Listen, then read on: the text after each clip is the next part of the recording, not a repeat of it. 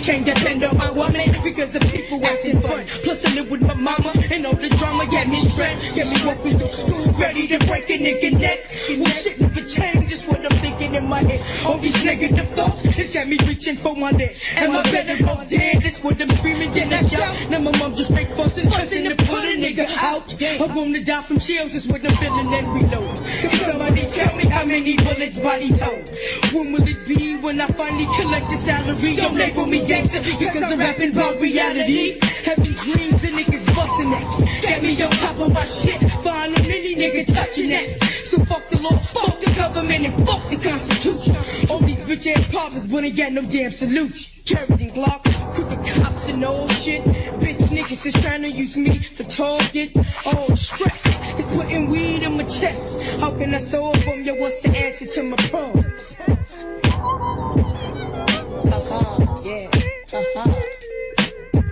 I'm at the bottom of the barrel, looking for choices, no remorse for the death. How many times can I rewind all my thoughts? Thinking of deadly visions of bullets and body parts. What does it mean? The occupation of the green, copping the cream. Ain't got no lumps in my jeans, plotting the scheme. I'm not gonna pay souls and funds too. So I called him my homie Nina to see what the fuck he wanna do. He said nothing, nigga, what's up with you? I said shit, nigga, let's hit a lick. My collateral's looking sick and life is a bitch. Until you die, let's take a ride to see the side where these bullets fly. I seen a nigga walking with his bitch, peeping his game by the inch, knowing when he flinch.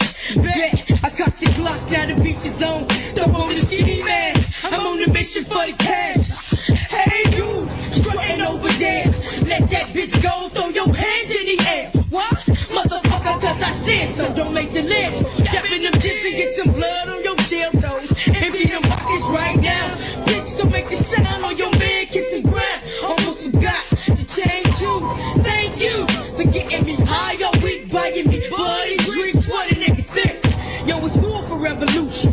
All these bitch ass problems, but ain't got no damn solution. Carrying Glocks, crooked cops and all shit. Bitch niggas just trying to use me for target. All the stress is putting weed in my chest. How can I solve them? Yo, what's the answer to my problems? Carrying Glocks, crooked cops and all shit. Bitch niggas just trying to use me for target. All the stress is putting weed in my chest. How can I solve them? Yo, what's the answer to my problems?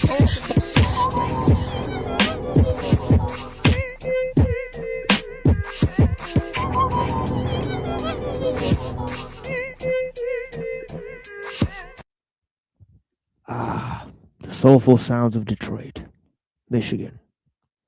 Blessings to the people. Greatly appreciate you.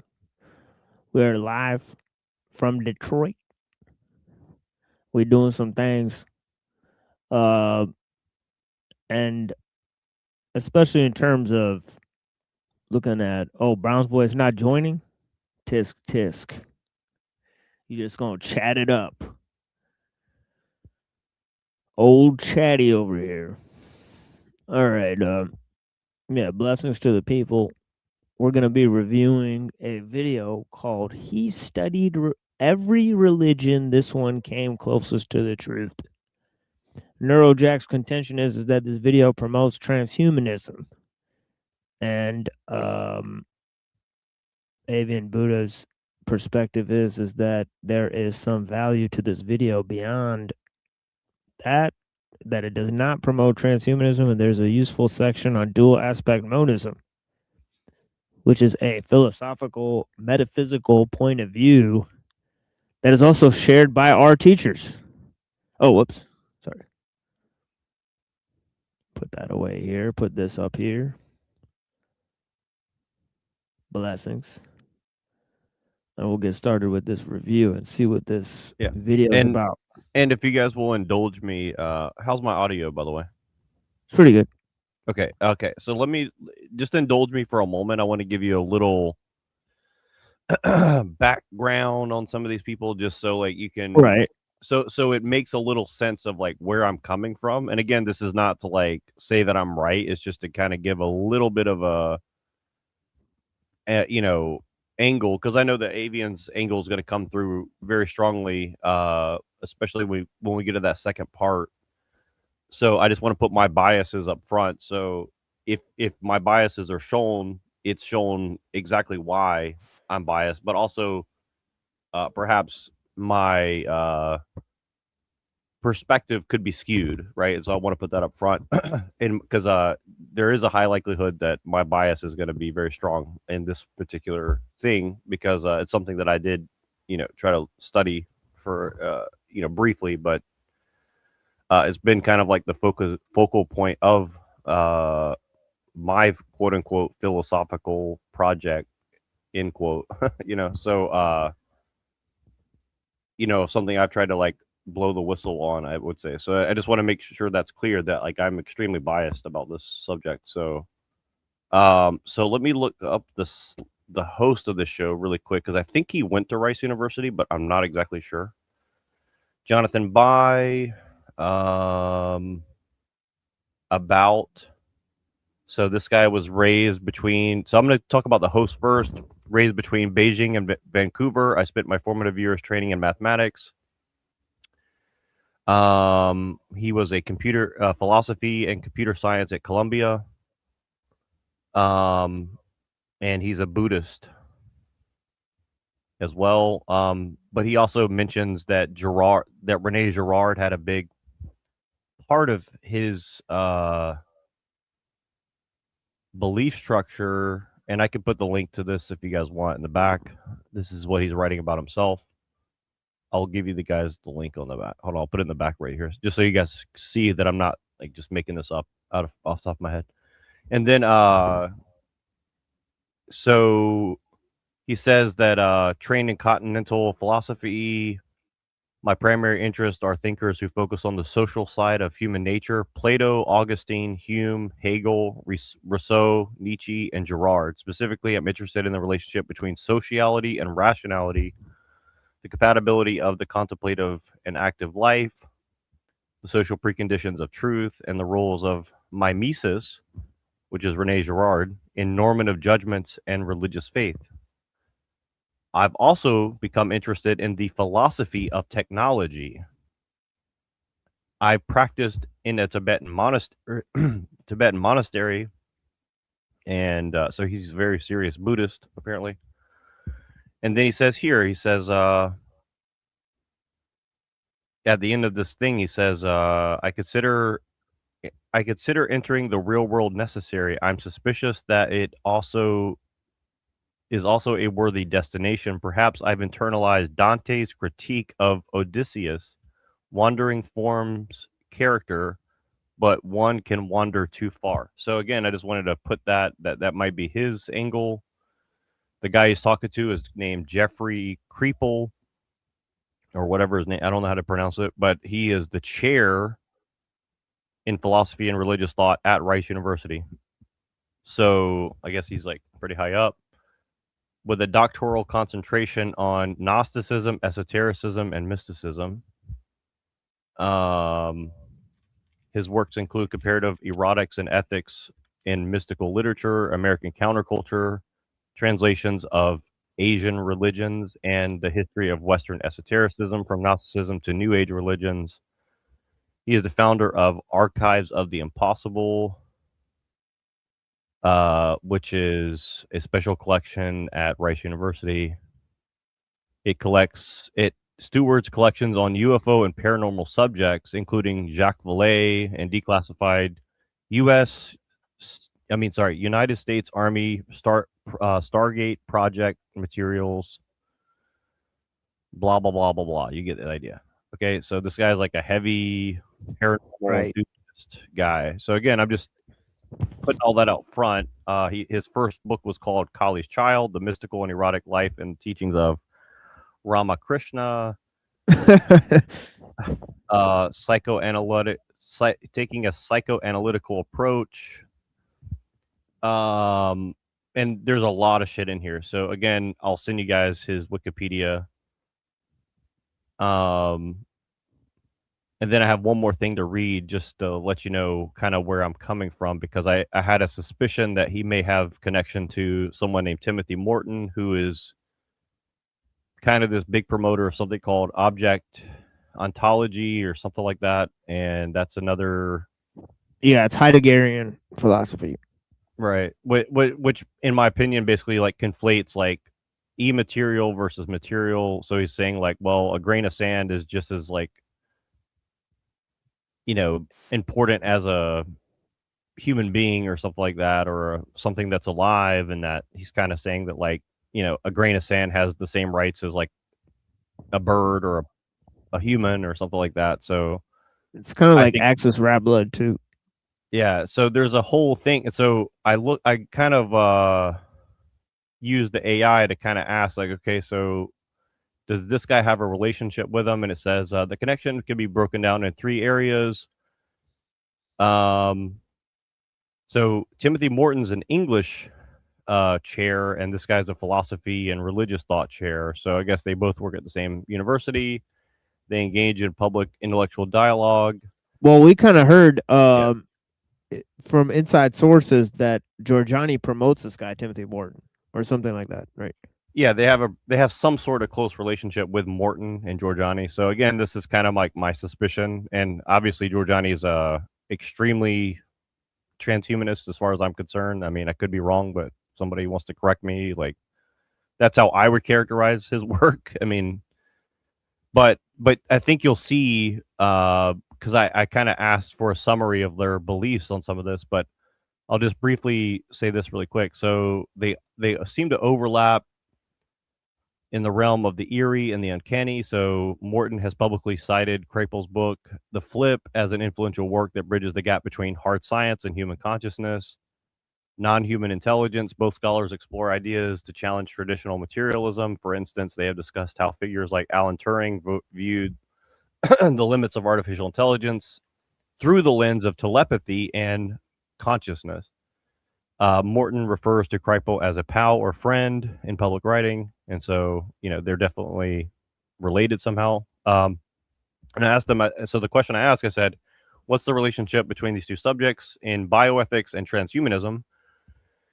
And it says that they share something they call superhumanities. While they're skeptical of the mainstream Silicon Valley led transhumanism, they propose an alternative that focuses on consciousness rather than silicon chips, which, by the way, I would agree with them on that to some degree. So again, I may actually agree with them more than I'm comfortable with in some regard, but I'm not sure.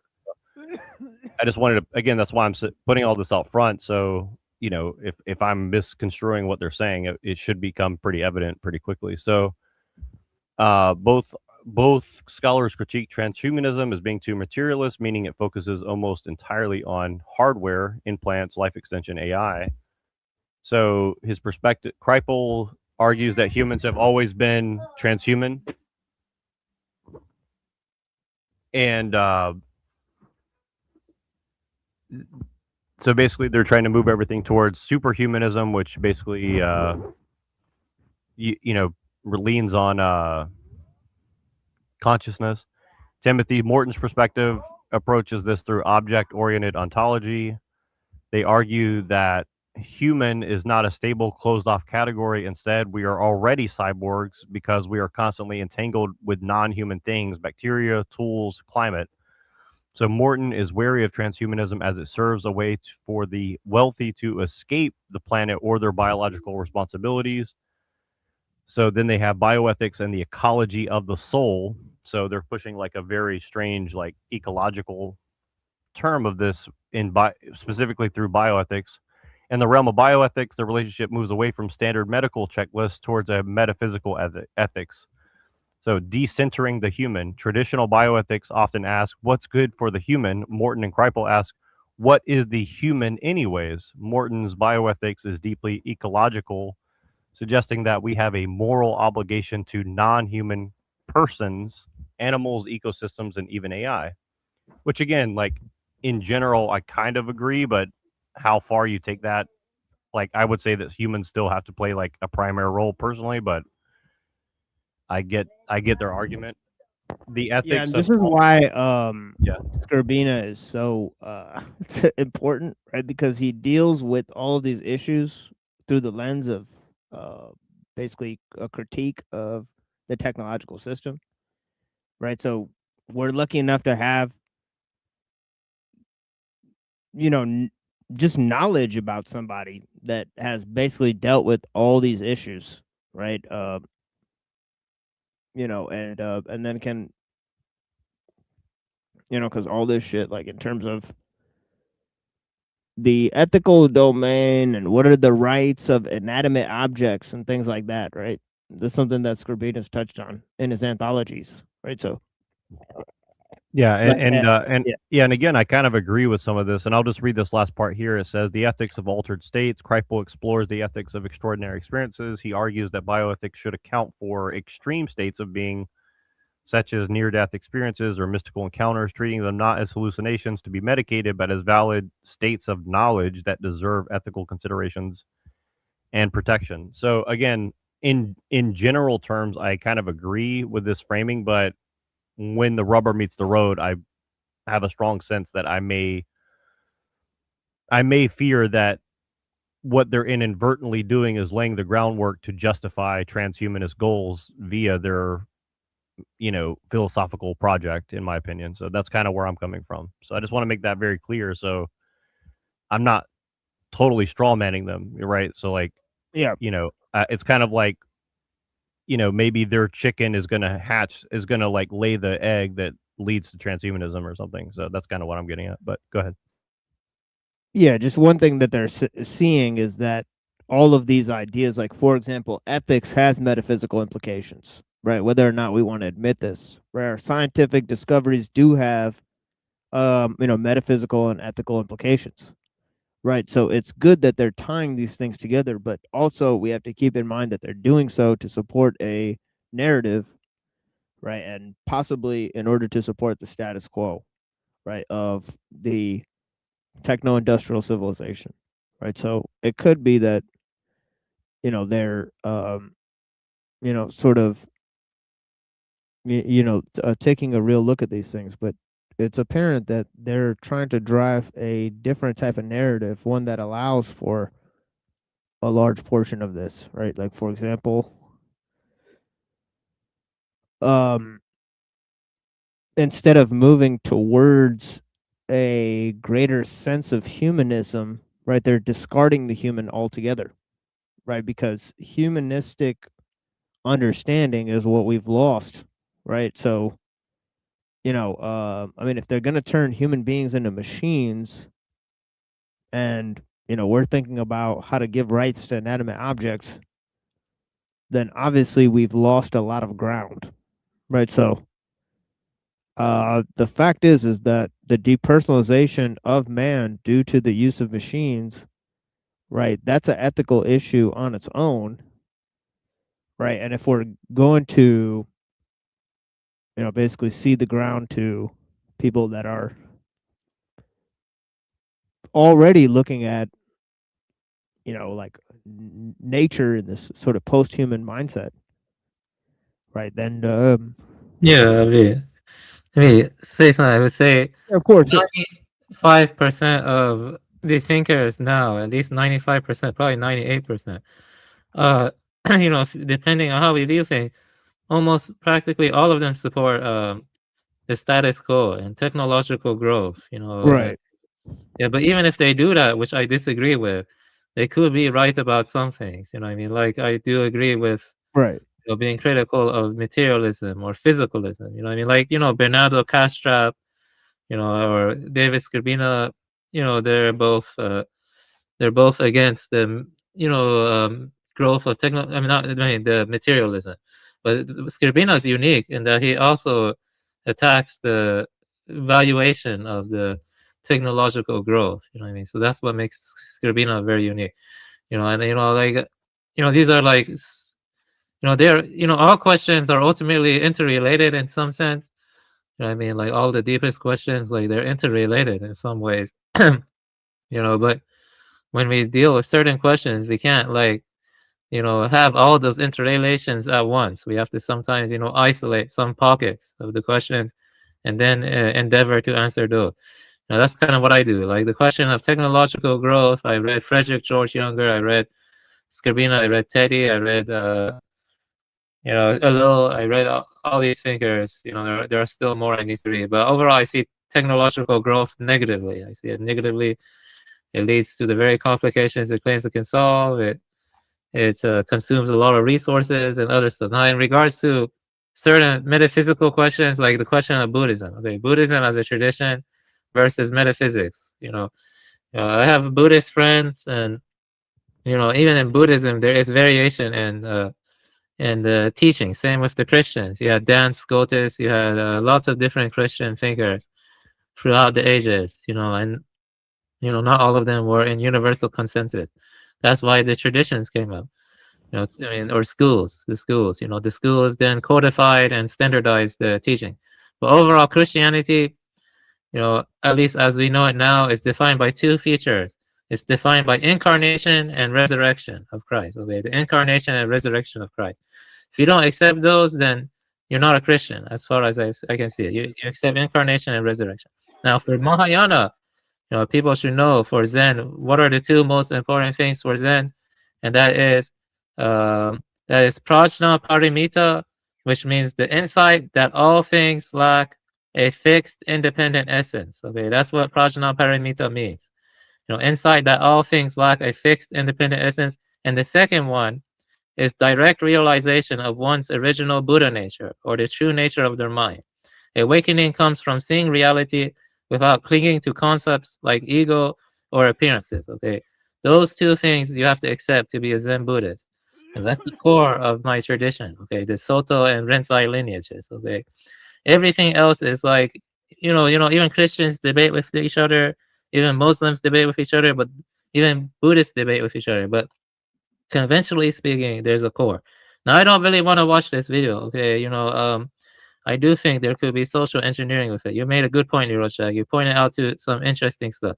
But the thing is, I've reached the point where I read books. I have my own views, and I reject Christianity personally. I reject Islam too. I'm a Buddhist. Okay, you see, I have my own views and stuff. There are, the thing about Buddhism is science doesn't contradict it as much. But there are some areas that, some scientific like quantum physics, like Bell's theorem. Okay, I see that as like, pointing to dependent origination. There's no independent fixed cell. There is no independent fixed cell. You see what I'm saying? But you're free to disagree, though. Yeah, I don't really want to watch this video. Like, it's just too long and stuff. But I think his stuff on, which I was seeing on dual aspect monism, is interesting, because I don't think mind is reducible to brain activity. I don't think mind is just an epiphenomenon of brain activity. Like, it's like steam or fume coming out of the brain. It's actually, I think mind is, either implicit in all phenomenon, it's intrinsic in all phenomena, or mind is the foundation of reality. I lean more towards idealism. I think mind is empty, but at the same time, that means it's not one, not two, but it's like the foundation of reality. But it's like, it's not something you can grasp. It's not like there's a determinate ground of it. So yeah, we have some people here who are more deep in philosophy. They will probably debate that. Well, like one of them, he has a strong argument against that. But the point I'm making is that the philosophy. I agree with Scribino's argument from non-emergentism. See, mind is qualitatively different from the physical. You can go into the brain and look at it. It's like a mill. It's like you can look at it like a mill. You don't see the mind when you look at it. It's called Leibniz's mill thought experiment.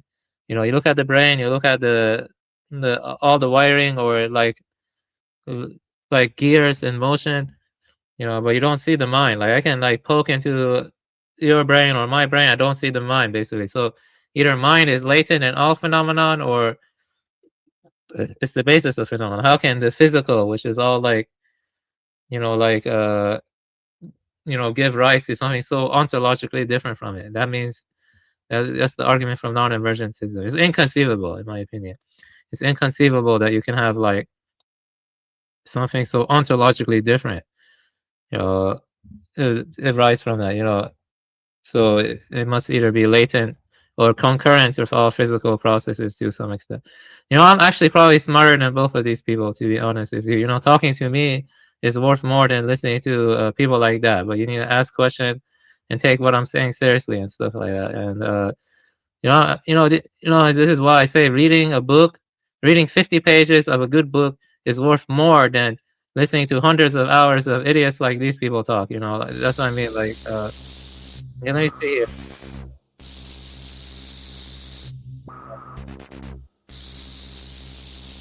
What's going on? Yeah, but I was gonna read something here. The argument from non-emergent, isn't it? Non-emergent. I like that argument a lot. Stuff like I'm a better writer. You know, it is inconceivable that mind should emerge from a mind in which no mind existed. Therefore, mind always existed, even in even the simplest of structures. You know, so that's the argument from non-emergent. I would say another argument is that mind is, I don't know, like non-abiding awareness, or it's like a field, or dhamma dhatu of reality too. That's another one. That makes mind more prior, like a universal consciousness or something like that. Maybe, you know, that's another option. You know, idealism and panpsychism are different, but they're not mutually exclusive. You know, idealism and panpsychism. You know, that's actually another good topic to talk about, like comparing idealism and panpsychism, and you know how they're mutual. But yeah, it's true that you see, my friend Slovenian, he was a panpsychist, alright? Not kind of, but he was a transhumanist, my Slovenian friend. But I was arguing with him for over 6 to 8 years.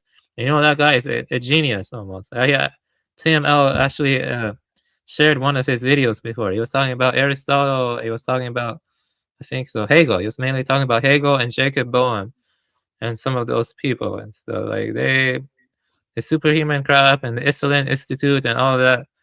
It probably ties into Hegel. But now let's think about this more slowly. I don't agree with their transhumanist crap, but even if like a serial killer tells you not to drink the bleach, he's still right. Okay, but he's a bad person. But the point I'm making is you got to look at the content of arguments deeply. When you look at the content of arguments deeply, like I did from my Slovenian friend, you see they say some truths, but and sometimes they even have logically robust arguments, but you can make your own arguments against them, or you can find fallacies in their arguments and stuff like that. So about how they're twisting Buddhism, they're twisting Christianity too, they're twisting Buddhism, they're twisting Hinduism. Pretty much all traditions in the modern world are being twisted in service of technique. Okay, that was my initial point too. Okay, so do we have to watch this? Like really, like we can talk, or let's watch some of it at least. I mean, I think we could skip the intro, but like let's watch it. Like I watched up to 55, from like 20 to 55, and then you have your section that you want to watch. I mean, let's just review some of it at least, so we can get a gist of like what they're arguing and how they're arguing, and then we can bounce off of that. That's what I would say would be best, so we can use them as like a conversation starter and see where we agree and disagree. Because like the thing is, again, I kind of agree with their general like premise. I just don't. I'm very skeptical of like their intention, right? So, and I think that I have good reason to be skeptical of their intention for sure. Yeah, we're kind of already here now. But yeah, blessings to, I guess, not that many people are watching, but yeah, nevertheless. I sent the link out in the Discord, but I don't know. Okay, nice. Yeah. Okay, so we'll see what. If anybody else wants to send it out, then please do. But yeah, so okay, so let's see what's up. I'll speed this up to 125. Okay, there we go. Yeah, and I think you can skip the intro because they have like a long intro. If you look on the timestamps, there's like I don't know. I mean, it's probably worth it, but I know that Avian doesn't really want to, so I don't want to keep him longer than he wants to. Yeah. I would like to get through the stuff. So for me, it doesn't bother me. I could do the whole 5 hours if we have time, but I don't think we have 5 hours. So this section says against Western monotheism. So that's going to be interesting, right? So let's see what happens. Yeah, and again, that's kind of what I'm not really triggered by somebody being against it, but like the way in which he goes about arguing against it, like he does a whole in my opinion, from what I remember of him, his argument is he does a whole whataboutism, right? So what about this and what about that? So he says that to like go against, monotheism, and then he smuggles in all these like consequences of monotheism into his arguments, in my opinion. So again, this is kind of where I'm coming from. Yeah, and they seem to have rented out a dining hall of sorts where people conduct their wedding ceremonies. You can see the exit sign up there on the corner, so that's pretty strange. But all right. Welcome to the club. That's my problem. I believe too much, as it were. One of the things that I grew up Roman Catholic in the American Midwest, and the claim was always that, well, the Catholic Church is right because miracles only exist in the Catholic faith, and that's just not. Oh shit! The Jesuits. Yeah, and again, the Timothy Morton guy who he's friends with is a gay transgender Catholic, and this other guy is a Buddhist, but he says that he's extremely influenced by Rene Girard, the Catholic. So again, there's like a there's a whole underlying structure of Catholicism. You see, I have some friends, that I don't really condone like the kind of shit they do, but like I told you, I have a friend. He's a Slovenian and he's a transhumanist. I have another friend. He lives in the rural South. He's into femboys and transsexuals, but I still consider him a friend, even though I'm not into that stuff. You see what I mean? Is that it's guilty by association should be avoided, in my opinion. I see, I can be friends with people I disagree with. You know what I mean? It's okay, I get it. Let's just go by what they say. So let's go.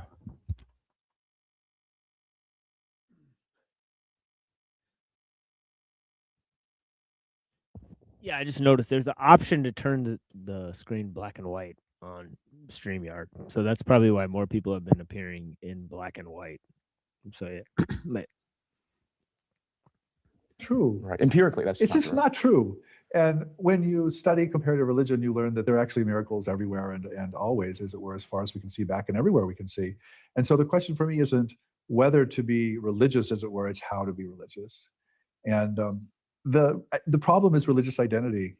It's not that there aren't things happening. It's not that there aren't miracles happening. It's that those ethical systems get built up through very elaborate social and political and economic channels. And I grew up inside a tradition, and I don't have a problem with Catholicism per se, but I know that its ethical systems have histories. You know how the sausage is made. I know. I know that for a fact. And I know that what the ethical systems are, what the Catholic ethical systems are, have an inside and an outside. And I know that they're very different on the inside than they're on the outside. And my assumption, which I think is perfectly true, is that the same is true everywhere. And once you reduce religion to ethics, I think you're done. I think.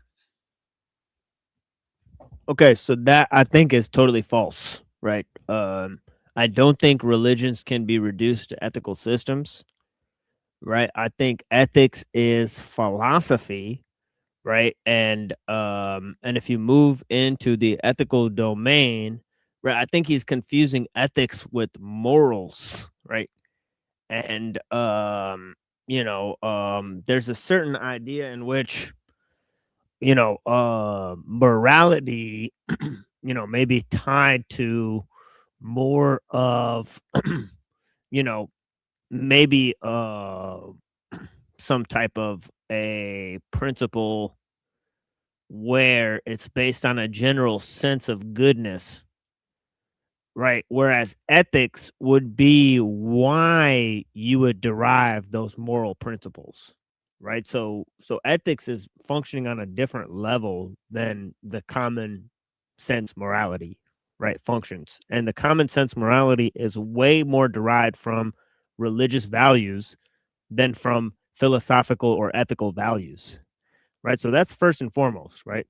So I think he's totally false in saying that once you extract ethics from religion, then you're done, right? I think that is basically a wrong-headed approach, right? But yeah, there are two branches of ethics. One is meta ethics, which is like what the moral claims mean. Like whether moral truths really exist, such as whether good is objective, subjective, emotional, or socially constructed. That's meta ethics.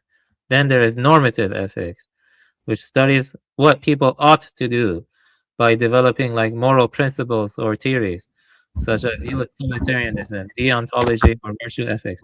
But I would agree that both branches of ethics get their basis in metaphysics. I think metaphysics is kind of prior to ethics, like kind of determines and shapes the ethics in some sense, whether meta ethics or normative ethics. I think so. So I would say so. Yeah, and I think it's just maybe all traditions may have miracles, but not all of them place the same level of importance on miracles. And of course, their cosmological and metaphysical viewpoint that's completely divorced from any philosophical form of understanding, right? That precedes the development of their views, right? So that's the fact, is that miracles or moral principles, they don't need to be reasoned over, right? When they're presented in terms of religious values, right? And they do need to be reasoned over when they're presented in terms of philosophical justifications, right? So not everybody who follows religious moral principles follows a philosophical ethic, right? That's by and large the case, right? I think most people that follow religions, they're unaware of how either philosophy has contributed to the religious outlook, or how religions have shaped and molded philosophical viewpoints throughout history, right? Because both have happened, right? But the fact is that philosophy tries to form its own justification apart from religion. And the God of the philosophers is often a different being than the God of their co-religionists, right? So I don't know. So I just feel like he's on a totally like he's on a weird trip here, right? But, Well, and I would just say really briefly, like he's kind of smuggling in Western Western secular ethics, but then later he says like, well, I deny material, but I'm also trying to smuggle in the consequences of secular humanism, materialism, but then he puts all that on Christianity as if Christianity itself did that without any help. And so it's kind of like he's doing a multi-layer thing, in my opinion, and I don't know exactly how to describe it, but that's kind of what I was getting at. So well, he said two things. I think it's pretty simple. He said two things. He said one thing, he said that you can compare the miracles of Catholicism to the miracles of every religious tradition, and then you can condense every religious tradition into its ethical framework, and then you can dispense with the religion as a result of that.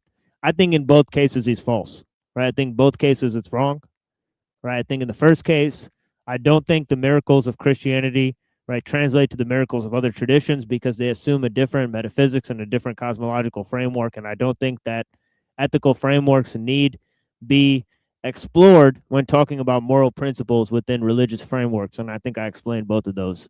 So I think so far he's 0 for 0, right? It's not even interesting at that point. So this is a different conversation. Yeah. Whether truth is ethical at all, Right. and whether those categories even make sense. I'm not saying it's unethical. I'm saying it's truth is beyond good and evil, to use Nietzsche's language or the Upanishadic language. I mean, I really don't think it's ethical or moral in a social or egoic sense. Right. We're going to talk about your methodology of new comparativism. Okay, so there is this weird idea or categorization of truth not being ethical, right? So not only are religions useless until we figure out their ethical precepts, right? And then we could basically dispense with the religion, but truth is superior to ethics, right? So he's made both claims, right? Which is interesting, right? And I don't know if normal people can get behind those claims, right? Certainly we benefit more from ethics than we do from quote unquote truth, right? But the fact is that the search for truth underlies all ethical and moral justifications, right? So the fact is that you can't I think Nietzsche's wrong, right? You can't separate these two things. I think the categorizations themselves are false, right? I think the truth, in one way, is the same thing as the ethical, but we just don't see it. And I think ethics precedes truth. I think he's false, right? That he's saying that, because what matters more is if the people around you have ethics or do they have truth, right? Certainly, you would demand that they have ethics first, right? So, I mean, I just think I think it precedes truth in every sense, right? Yeah, like without ethics, you don't have a environment that will foster truth because the incentive to tell the truth would not exist. I would say values. Values precede knowledge. If you don't value the truth, if you don't say that seeking the truth is justified above all other things, right?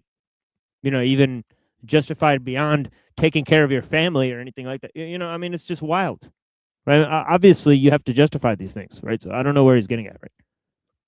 Values and knowledge, right? Values are more important than knowledge, right? Ethics are more important than truth. I don't know. All right. That's just I don't know. I've said that for years, so I don't know. And looking between the religions, I still think I'm still at the stage of examining each Orthodox tradition to see if any of them can be true. Yeah. For the following reason. They're all true, by the way. Well, the Orthodox reading of the Orthodox religions. Yeah. The Orthodox and exclusivist claims. I know. They all say we're the only truth. Right. We're the ultimate truth. Or the ultimate, yeah, after Vatican II and stuff. Yeah. And so my question is, the problem I have right now, right? Again, it's not, I found this great contradiction within a tradition. It's that they're equivalent. But that equivalent doesn't mean that one of them is necessarily wrong. Right? And so I also don't want to draw the opposite conclusion. So my question is, why are you so certain that? What does that even mean? They're equivalent. They're certainly not equivalent. You know what I'm saying? Like, I don't know. Yeah, I mean, we could certainly believe more readily that, I don't know, that if sons of gods exist, there probably wasn't a lot of them throughout history. Right? I don't know. So I think the less miracles, the more believable at this point. For example, I don't know. And there are religions that say like, well, like for example, right, Islam, right? It's like basically the prophet didn't really have that many like great miracles or whatever like that. I don't really know about Buddha doing a bunch of miracles. Is that the case? Yeah, the Pali Canon, it talk about how he gets like telekinetic powers and some psychic abilities. Yeah, but I don't know if that's necessarily a miracle. Yeah, that might just be like if you reach Buddha nature, you might be able to see things clearly, like before they happen, right? I don't know. Yeah, it's like telekinesis, psychic powers, stuff like that. Yeah. So I mean, I guess that's less miraculous. So I would say that's more believable as a result, right? Because we live in an age where people doubt miracles, and something like Buddhism or Islam would be more believable to people because the prophet's not really going around and doing a bunch of miracles. I don't know. Even he's just like, like telling people to do things, right? So I don't know, do things that everybody does today. So I don't know. One of the Orthodox, like maybe the Christians just got it right. Maybe everyone else is a demon or a lesser revelation. Why are you so sure that's wrong? I've spent my whole life looking at different religious systems, and that is a conclusion I've drawn, or that is an intuition, that all of these religious systems give people something, and they do different things, and they lead to different ends, but none of them are ultimate in the sense we're talking. Yeah, I mean, how do you have a degree in esotericism? That strikes me as a little weird, right? Doesn't esoteric mean hidden? How would you acquire a degree in hidden knowledge? That doesn't make any fucking sense. I think we need to call the highest officer in the land to take a look at this, because there's some type of great hoax going on when you could have a degree in esotericism. That doesn't even make sense to me, right? And how hidden is the stuff that you've studied if you could get a degree in it? It sounds pretty fucking stupid, but yeah, I don't know. Maybe I'm just thinking too hard about this, folks. But I'm just a simple guy. I mean, talking about. I mean, look, when I was a kid, and I was surrounded by people who were religious in what I would call transactional ways. They believe such and such and perform certain rituals to get certain things. And I was always the kid who said, "Yeah, but what if it's not true? What about the truth? What about, is there a God? Did God have a son? Is Jesus truly human and truly divine?" I mean, these were like real issues for me. And I think what modern education does to some of us is it holds out this truth that isn't just transactional. And because I think a lot of education, it's about vocation, it's about business school, it's about medical school, it's about law school. It's like skill sets essentially. And let me back up. Please. Let me back up. So over this last holiday season, I did Sorry, something really pause nerdy, and I read that. Plato's Republic, believe it or not. I read the whole Hold thing. on, because he's about to get into something right now. But I want to mention this: is that what college and school is all about, or is it about the compartmentalization of knowledge and process? That's what I would argue. But I think he's he's kind of smuggling in these kind of like platitudes, like, oh well, education is just about a skill. No, it's not. In my opinion, it's absolutely not about about knowledge. It's about compartmentalizing knowledge, in my opinion, right? But anyways, I just think it's kind of weird. He slides a lot of shit under the door, in my personal opinion. You know, like he's selling a fucking whole worldview. But anyways, And it's so he just said he read Plato's Republic. So he said he just read Plato's Republic, by the way. So yeah, let's go back a little bit. back up. So over this last holiday season, I did something really nerdy, and I read Plato's Republic, believe it or not. Oh my god. yeah, I told you this is really weird. Like it gets like it directly kind of comments on some of the shit that you've been talking about. So Oh pretty weird. Yeah. my god. Let me back up. Please. Let me back up. So over this last holiday season, I did something really nerdy, and I read Plato's Republic, believe it or not.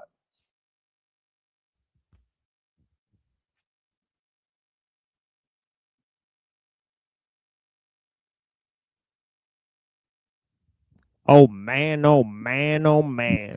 It looks like he's having an orgasm as he's saying it too. And just notice that. Ooh, baby.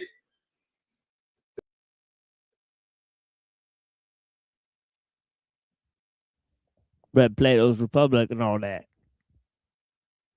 So let's see what he's got to say about that. That's interesting. I read the whole thing. And it's very clear that education, even in ancient Greece, yes, part of it was very much about making the better soldier or the carpenter but part of it was getting out of the cave.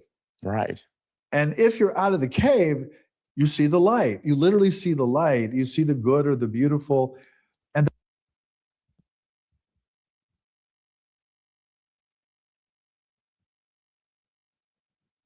Okay.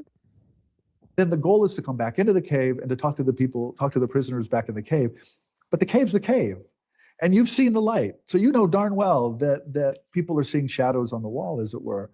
And that's really where I'm at, I think all of these religions are shadows on the wall, and they yeah. So it's pretty clear that education is going to keep you in the cave.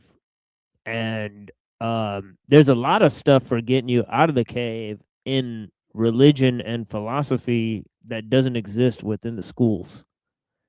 Right? So I don't know. You know, I would say that's peculiar for sure, right? How does education get you out of the cave? Yeah. Well, and isn't that perennialism? He's kind of saying like, oh, they're just shadows on the wall from the real truth or whatever. It's like, I mean, again, like, you know, I'm not saying he's totally wrong, but he's kind of making like a total fact, like a factual claim. Like it's a fact that religion is like a shadow on the wall. It's like, okay, so are you? Yeah, no, I agree with anything he's saying, but I don't see how it necessarily, leads to transhumanism. Like, but at the same time, I agree with his later criticisms of materialism that I read a little bit, but I don't agree with anything he said so far. I do not agree with anything he said so far. I have my own views. So. Yeah, let's just continue. I just want to, because again, I'm just saying, like, all this is what he's saying is important because he's kind of laying out his philosophical project, in my opinion. So, like, this is part of a larger project. So, even if he's saying truth, it's like Alex Jones. Alex Jones says truth all the time, but if it's a part of a philosophical project, the Great Awakening that he's doing, right? Like, that truth isn't inert, right? Like, the truth still has like some sort of weight, and he's obviously putting weight behind it with with philosophy, right? So, or like greasing the skids, as some people might say, right? So, Yeah, I agree. But I feel like those facts and stuff, it cannot easily be dismissed. But you're right that when it's like put in an overarching philosophical project that's aimed at something that you can be suspicious of, I agree that that's a good thing to point out. Yeah, like Alex Jones and this guy, they are probably involved in. He has connections to Islam Institute, stuff like that. So yeah, I agree with what you mean in that regard. Yeah, it's a kind of weird globalism and stuff. Probably.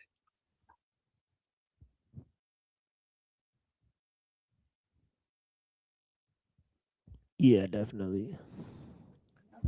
woo, baby, let's watch. Let's see what he says. They give the prisoner something, but they also take things away. Right. And all of them are like that. Right. I've spent my life looking at all these traditions. Good luck. You're not going to find a tradition that has all your answers. You often say that the best hermeneutic is one that can explain all the data, that doesn't have to take any of the data off the table. And again, my challenge to you is the Orthodox interpretations of the Orthodox faiths, they do explain all the data in the following example. The Christian says to the Buddhists, you're either a demon because you're trying to use your emptiness nonsense to make our believers nihilistic. But they're not a demon. Or they say, Vatican II, you are a lesser revelation, right? You are a lesser revelation for less advanced cultures, essentially. Yeah. The Buddha says the same thing about the Christian. I've talked to these masters. They either say they're a demon, they're trying to help you believe in an essentialist soul, get you stuck in samsara, or, and a Buddhist master told me this last year, this is for lesser revelation. This does not approximate our ultimate truth. So my challenge for you is, they do explain the data. They do explain that the other miracles are black magic, right? It's not persuasive, though, to me. Right. I mean, well, yeah, I agree with him on that. Let me tell you why. Hold on. Yeah, but okay, well, yeah, let's hear your thing first here. Yeah, like I said, conventionally speaking, every tradition has a core. The core of Christianity is incarnation and resurrection. I'm trying to be unbiased here. The core for, you see that for Mahayana Buddhism is prajnaparamita, which is seeing things as they are, the emptiness of phenomenon, dependent arising, and that's prajnaparamita, and awakening, enlightenment to Buddha nature. Those are the two cores: prajnaparamita and enlightenment. You see, so already they're opposed to each other. You see what I mean? So there's no like, so from the perspective of one or the other, one is a heretic, the other is an enchatika. I mean, it's just what it is. I think for Islam, the core is Tawhid, I believe so, the oneness of God. That's what I think. So from what my dad says, Tawhid and stuff. So these traditions are not united and stuff. So I'm not a perennialist, like I say.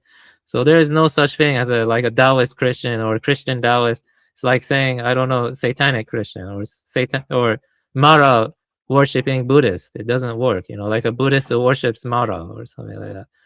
It doesn't work. And so you see what I mean? So yeah, I take my anti-perennialist views to their logical consequence, of that. You look at the core of the tradition, because even, I'm talking about the core. Even when you accept the cores, there will be some debates among those within your tradition. You know what I mean? Like, that's what it is. That's what leads to different schools. That's what leads to different interpretations, stuff like that. But it's still within the core, you know, within the tree, the branches of the tree and stuff like that. You know, so yeah, that's the way I see it. You know, there are different schools, you know, for like Advaita, the core is Atman, is Brahman, there's indivisible unity. You know, this is what I'm trying to say.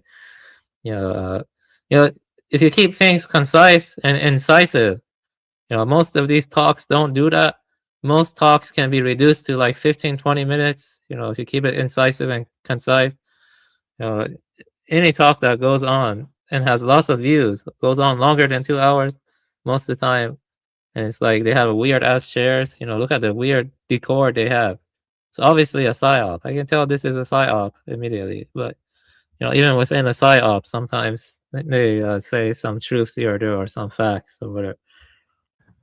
Yeah, but I mean, it's important to like see how they're using your beliefs and my beliefs and machine's beliefs against everyone. See what I'm saying? That's kind of where I'm coming from. But machine, what were you going to say about what they were saying? Because I didn't quite catch what he was saying before this.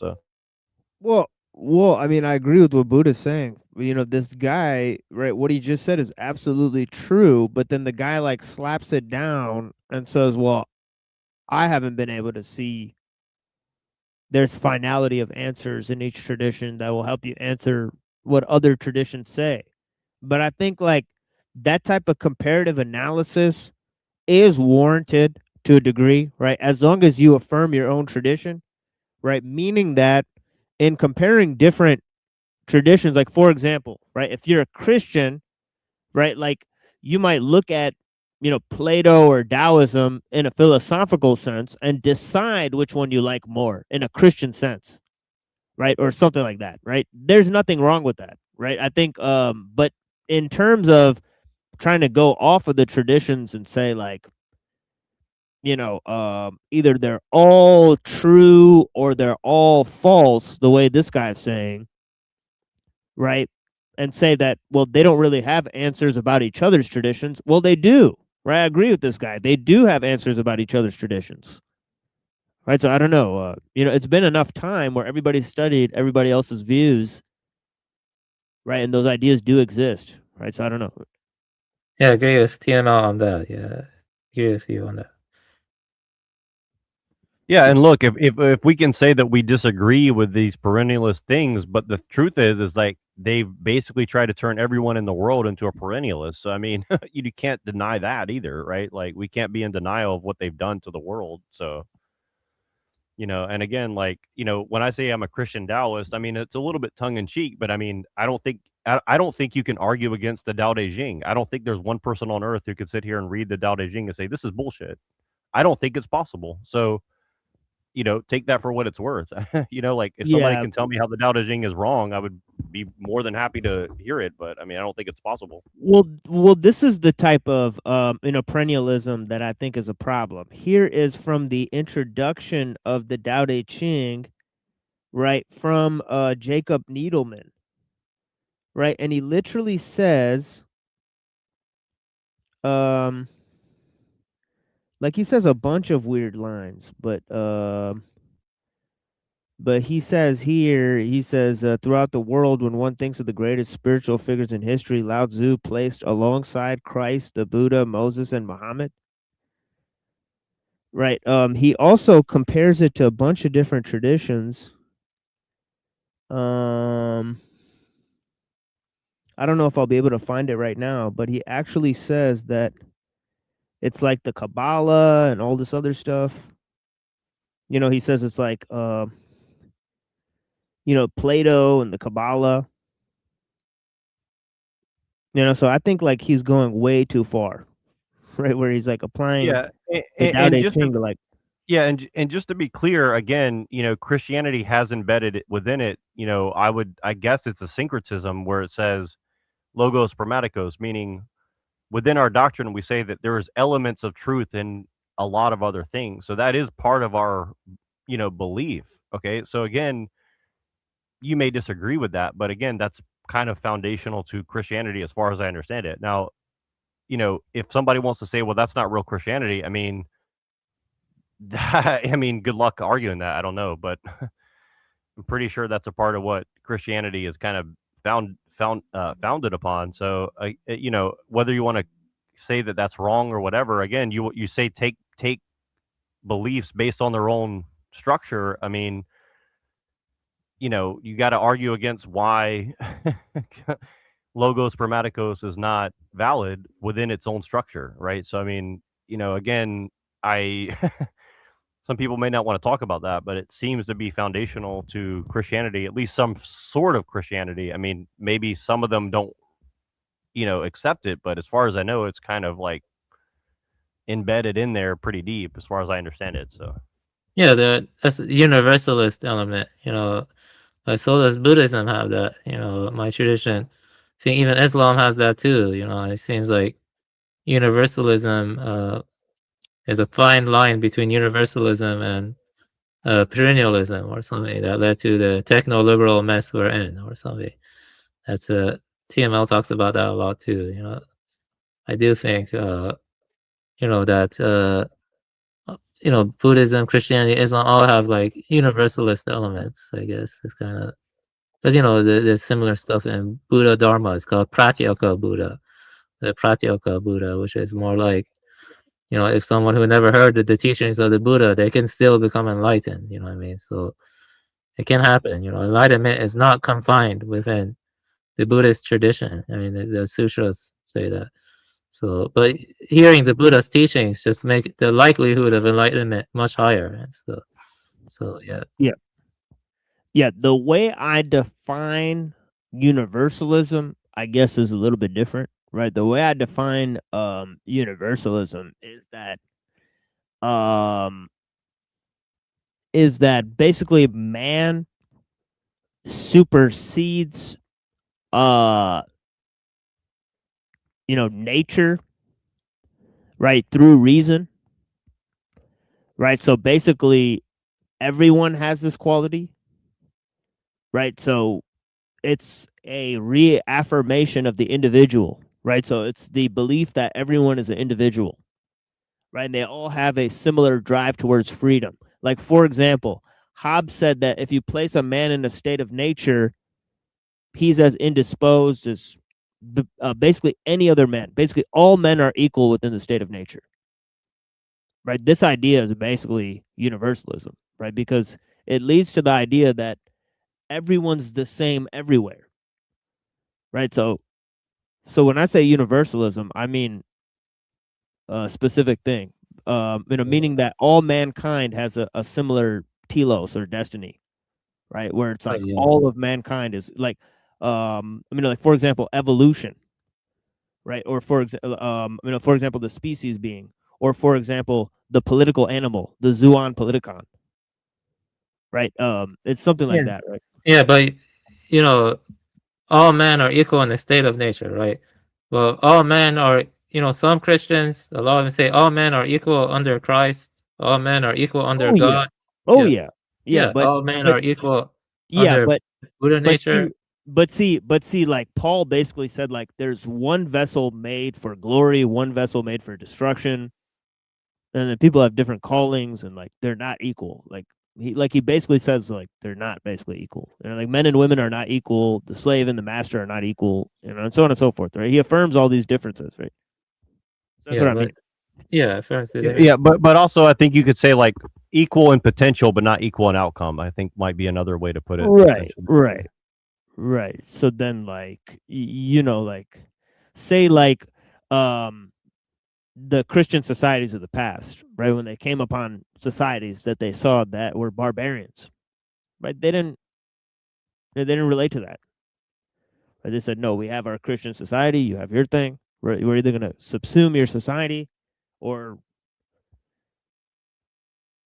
you know, or something else happens. Right? It's graded, basically. You're saying graded potential for realization or something is a graded. It's graded.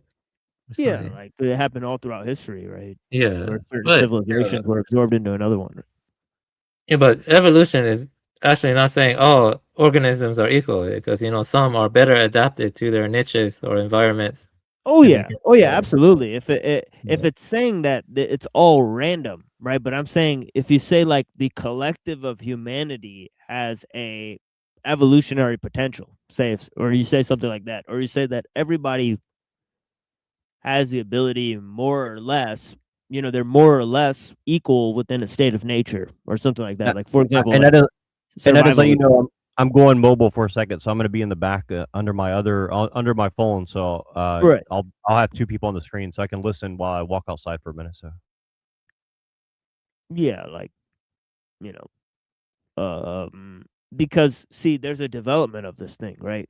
So I think of the historical development of universalism in terms of the Islam and Christianity did contribute to it because they put man, right, because they're trying to master Aristotelianism, right? So what they did was they um through their reason they said, well, man is separate from nature, right, because of the principles of mind, right? And then God is immaterial, separate from nature, right, placed in an immaterial realm, right? So then I think that compromise basically led to universalism, right? Because it's like then you can then say that man is above nature and there is no God, right? So the only step you have to take after that is that you just dethrone God, right? And you say man can define his own destiny, well, right? So I think, yeah, I think there's a good argument that they're smuggling that in very clearly, in my opinion. So yeah, like this whole idea that man can define himself, and especially in the sense of the individual, right? I think that is, and Hegel literally says, he says that the Greeks realized freedom on a society-wide basis, but the Protestant Reformation and the Germans realized it for the individual. yeah, and really quick, I just want to mention this. I think part of what they're trying to smuggle in is the Aristotelianism, because then they say, well, I can't remember exactly what he said, but he says something to the effect of like, well, there's no truth except for this, and so I don't know. They're definitely smuggling something under the radar about this particular thing.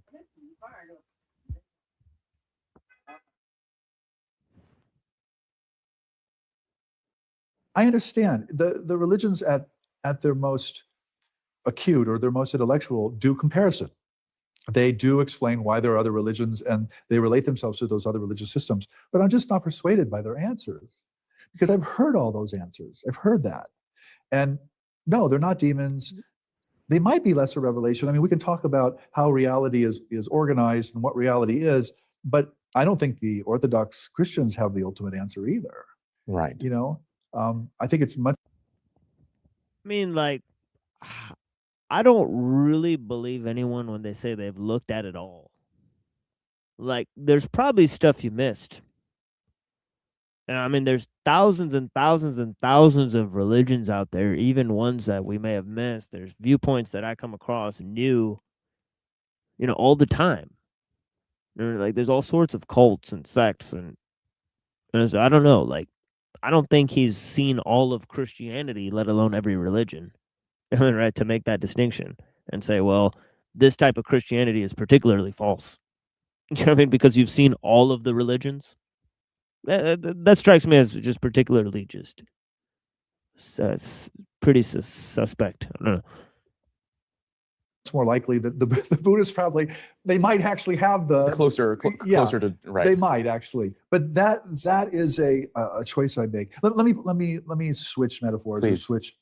So I train graduate students and I say, look, you don't have any business being a scholar of comparative religion until you've lost at least two worlds. And they look at me and they're like, what do you mean? And I'm like, look, if you haven't lost a world, you still think your own religious or cultural or secular world is ultimate. You think it can answer all these questions. So that's not objective, right? How can you objectively claim that unless you give up your religion, your religious worldview, you can't successfully study comparative religions? I think that's just a particularly false statement. What does your own religious viewpoint have to do with you objectively studying anything? I don't know. All right, you could possibly perfectly separate your religious point of view from what you're studying. I don't know.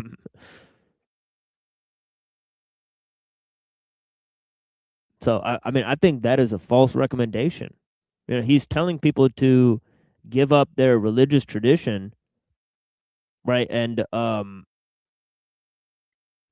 you know, and that's going to help them study comparative religion. I don't understand it all, right? I don't understand. Wouldn't, if you gave up a religious tradition, an atheistic viewpoint would color your ideas about religion and what's true and what's false then? You know, I don't know. You know, how are you not biased just because you gave up your own religion? That doesn't dispel all biases. I don't know. None of that makes sense to me. If you've lost that world, the chances are extremely high you've just jumped into another. And that might be Orthodox Christianity. That might be secular scientism. That might be whatever. And now you think that one has all the answers, but it doesn't either. And when that world then starts to collapse or you start to question it, you start to... Well, yeah, that's not how life works. You don't go window shopping for ideologies and religious viewpoints. And I don't know. Hesitate. You're like, well, why should I jump into a third world? Right. Because that third world isn't going to be ultimate either. And it's at that point you become an intellectual. Right. And that kind of mirrors my journey where I've investigated 2 traditions. So behind 3 layers of skepticism, you're ready.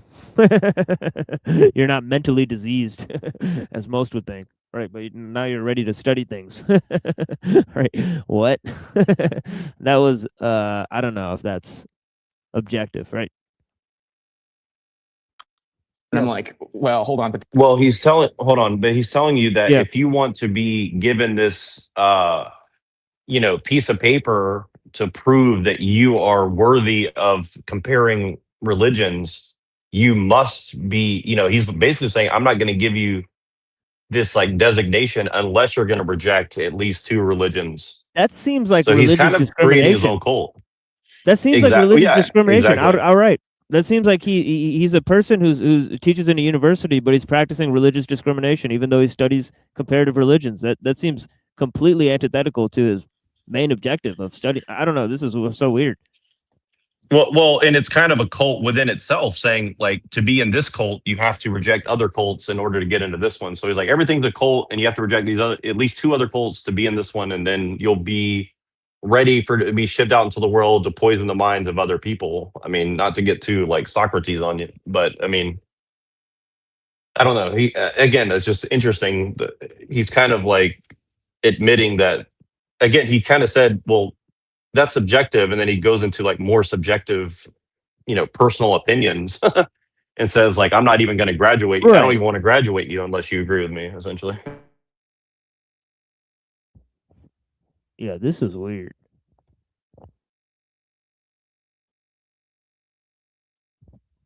So Dr. Boy said, unless you give up your religion, I'm not going to give you a degree. Pretty weird stuff, dude. Honestly, appalling. Like what?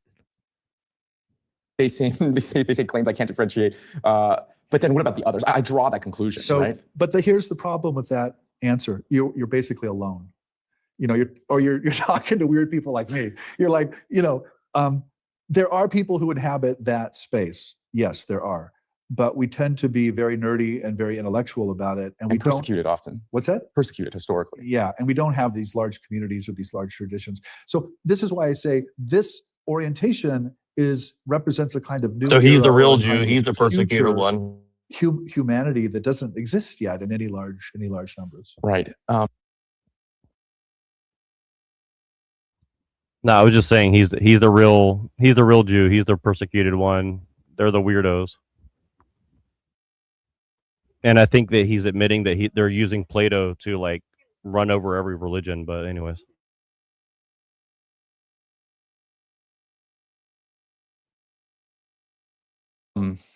This is a question I have for you, but maybe I'll frame it in my own context, which is, I'm not even sure what it would take to get me to go into one of these Orthodox religions. Yeah.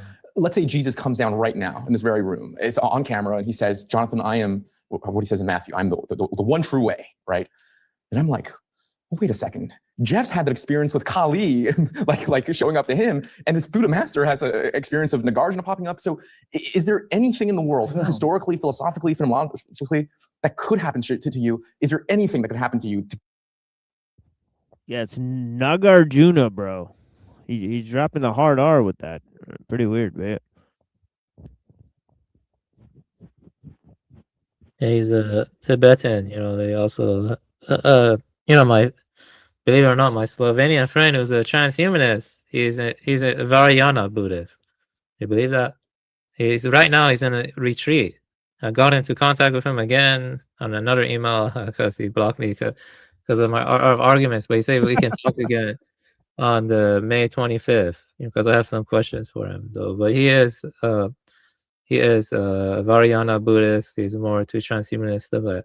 Yeah. But I don't think this guy is. I'm not saying this guy is. Well, maybe he is, but I don't know. I don't see anything. I don't see anything so far that points to transhumanism. Right now, they're talking about traditions, but in the gloss of liberal secularism or globalism. Well, that's a major part of it, right? They're promoting basically basic liberal secularism, which is the base for the technological society. So, but that's not transhumanism for sure. Yeah, you're right about that. It enables it. It enables it. Yeah. Oh, it does enable it. Yeah, 100%. Yeah, that I agree with. I agree with that. Yes. Yeah, that I agree with. Get you convinced by, let's say, one of the Western monotheisms? So again, I think Jesus actually does appear to people, but so does the Buddha, so does Nagarjuna, so do all these other. So I'm deeply suspicious of religious experience, and it doesn't mean I don't take it very seriously. Of course, I do, but I want to keep all of these religious. I believe too much, Jonathan. Right. I want to put them all on the table, and I want everybody's religious experience to be considered, not just this one or that one. And once you put all those on the table, it really changes the table. But that's why I asked you the question: what would it take to get you at this point to go back to, let's say, Catholicism? Like, what would it take? I don't know. Right. But isn't that concerning? I mean, is it concerning for me? No, it's not concerning to me at all, because I think going back to the religion is going back. I think, I often refer to believing backwards. Belief itself is you're affirming to someone else's altered state. All right, pause it right here. Pause it. Okay, so this is where he's like promoting like very overtly like progressivism, and everything he says is basically like anything but like he's basically saying, like, he goes on to say, in my opinion, anything but Christianity can be true, basically. So anyways, it's just kind of weird, but he's using progressivism via Christianity to make the argument. So I don't know. I just want to mention that because this is right where I really started like tuning into it. So like the next 20 minutes or whatever, I don't know what the timestamp is, but up to like minute 55, like it gets pretty wild, like some of the shit he's saying. So this is where it gets pretty crazy. So someone else's interpretation of that altered state really is what you're really affirming. Why? Right. Why are you doing that? It's like near-death experiencers. They often. Oh, the next section is called Against Eastern Religion. So interesting. But yeah, exactly. They'll want me to sign their name or sign my name to whatever they think the afterlife is. And I'm like, I can't do that. Right. Because if I do that, then I can't affirm this other person's near-death experience. Everybody is having a slightly different experience of the afterlife. What I can really affirm is when you come back from the afterlife or you come back from a near-death experience and you affirm that these are all interpretations of something that I don't know if that's necessarily true. You guys ever seen that Hieronymus Bosch thing?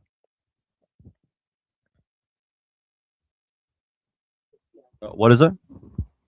The Hieronymus Bosch painting thing that. No.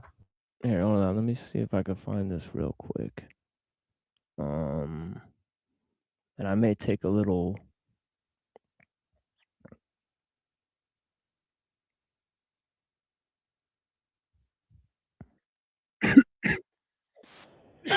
Break soon. I mean, make some coffee, but yeah, check this out. This is I mean, he's saying it's all different for everybody, but check this out. I don't know how true this is that people see this. Oh, wait, Finding Gnosis and Jack Talcott are streaming together. Interesting.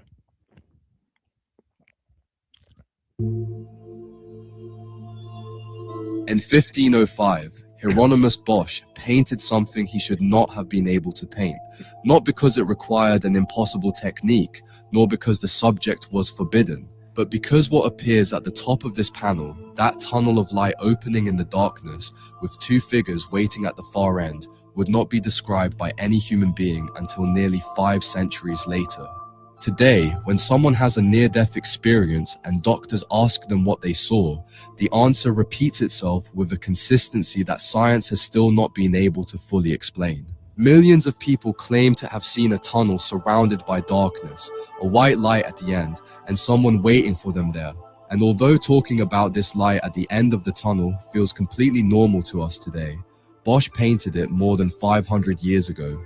What makes this so remarkable is that he painted it without having had any near-death experience himself.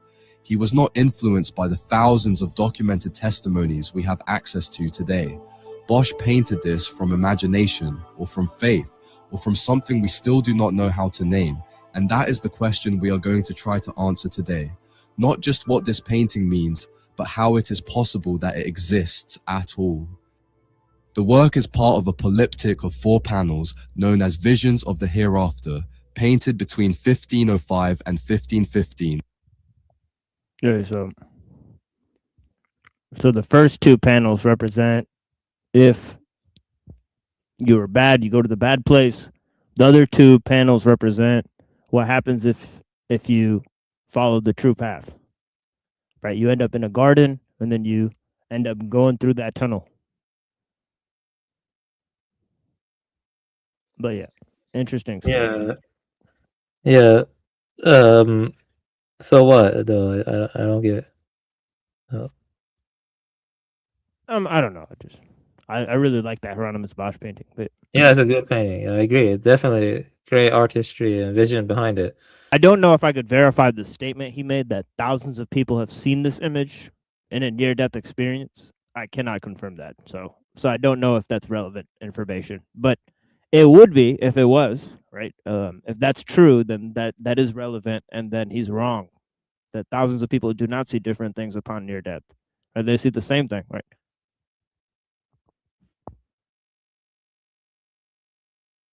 Yeah, that's true. There are some patterns of regularity, the regularity, and Right, yeah. they probably need to sample a lot of data and stuff. Scientifically, it would be true, right? That the patterns of near-death experiences should, we should be able to obtain some sort of some regularity of it, insight, and some continuation of experience. Yeah. For me personally, like I generally don't reject that people are having these experiences, but I don't trust the way that a lot of people try to characterize it, because it always seems to go back to this like secular humanism. Yeah, you can't tell if the person's lying. That's a huge problem with it, for sure, right? Yeah, they could just be making up what they saw. Like when I was a kid, they had like endless stuff on the TV about this shit. So like literally, I was 5 years old watching like hours and hours and hours about NDE and Edgar Casey and all this shit. So again, I'm not saying that means it's not true. I'm just saying like they've heavily pushed it in media for like 30, 40, 50 years probably. So yeah. Also, I would say that you have to have controls, or you have to have a good representative samples, because you have to, like, the cultural background, you have to take that into account too, because like how do I don't know, like people in, I don't know, Buddhist communities, how do they see the near-death experience, or how do people from like Western societies or Middle Eastern or blah blah blah, you gotta like take that into account too, the cultural background. Because there could be a tunnel. Let's say there's a tunnel for each of us, but there could be bodhisattvas instead of angels. It's hard to tell. You see what I'm trying to say? Because bodhisattvas do have like transcendental powers, Mahayana.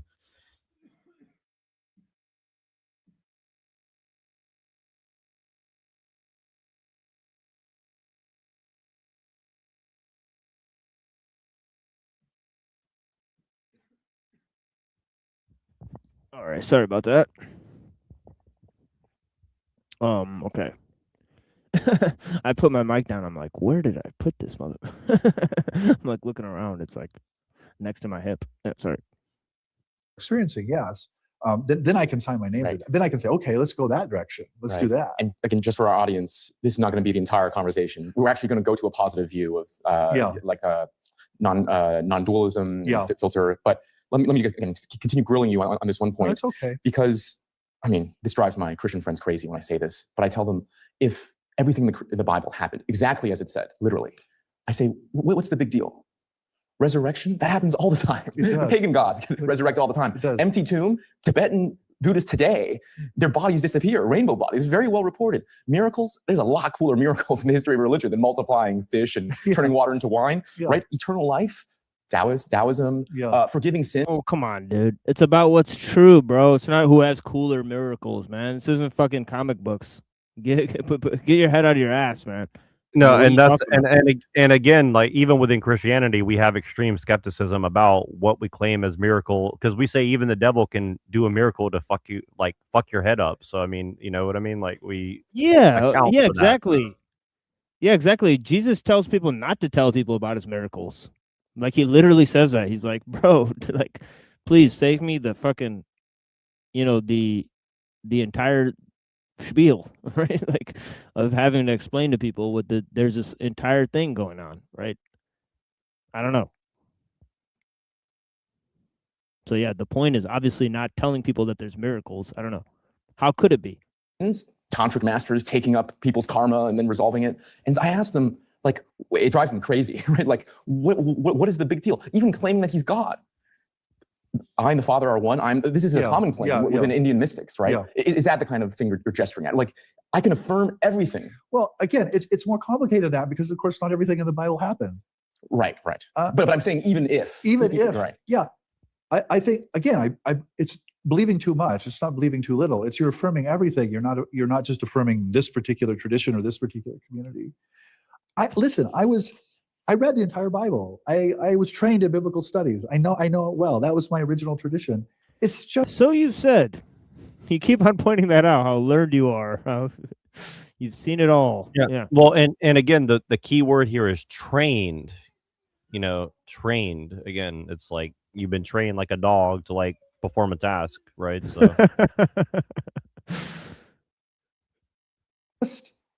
it just ain't true what people say about the Bible. It's just nonsense. It's not true. Can you give an example? He's Spurgeon, man. What's going on with him? But this is what I was saying is like he's very much like anti-Christian, and he's like, look, it's just not true. So again, it's like assertion. It's like, yeah, that was weird, bro. There was an anti-Christo spirit. I don't know. Tradition. It just ain't true what people say about the Bible. It's just nonsense. It's not true.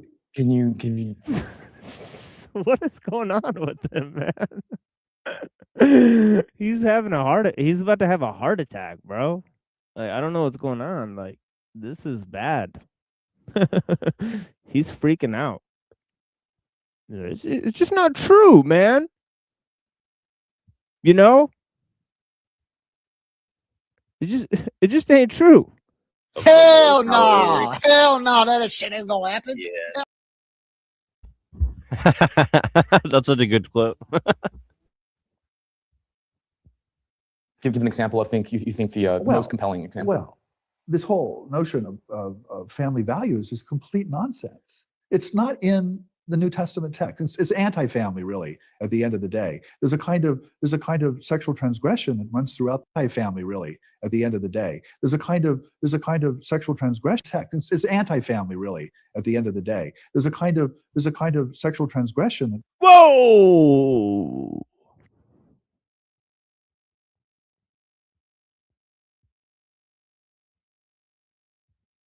The Bible, anti-family, and about sexual transgressions.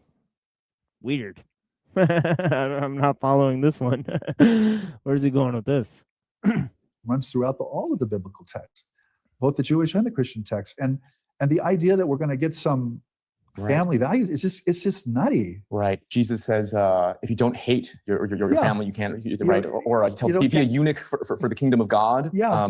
Yeah. I mean, I literally, I've written about that. I wrote about the eunuch passage, and a eunuch is someone who's feminized. I mean, whose balls are cut off, and so there was really this affirmation of sexual renunciation and a kind of sexual transgression in the teaching. Yeah, they're definitely trying to be disrespectful to Christians with that. That was pretty. I'm gonna say that was pretty weird. Like that got pretty dark, right? Obviously, like if you're like some cucked weirdo that's following every sexual pleasure, you're not exactly a man's man, right? So I don't know. Like there's possible. Like back in the day, there was eunuchs who were like great warriors and stuff. All right. So I'm just saying, like, being a eunuch does not mean, don't do a bunch of stuff. I don't know. You could still have a family and then become a eunuch. I don't know. So yeah, that was a pretty weird statement. I don't know.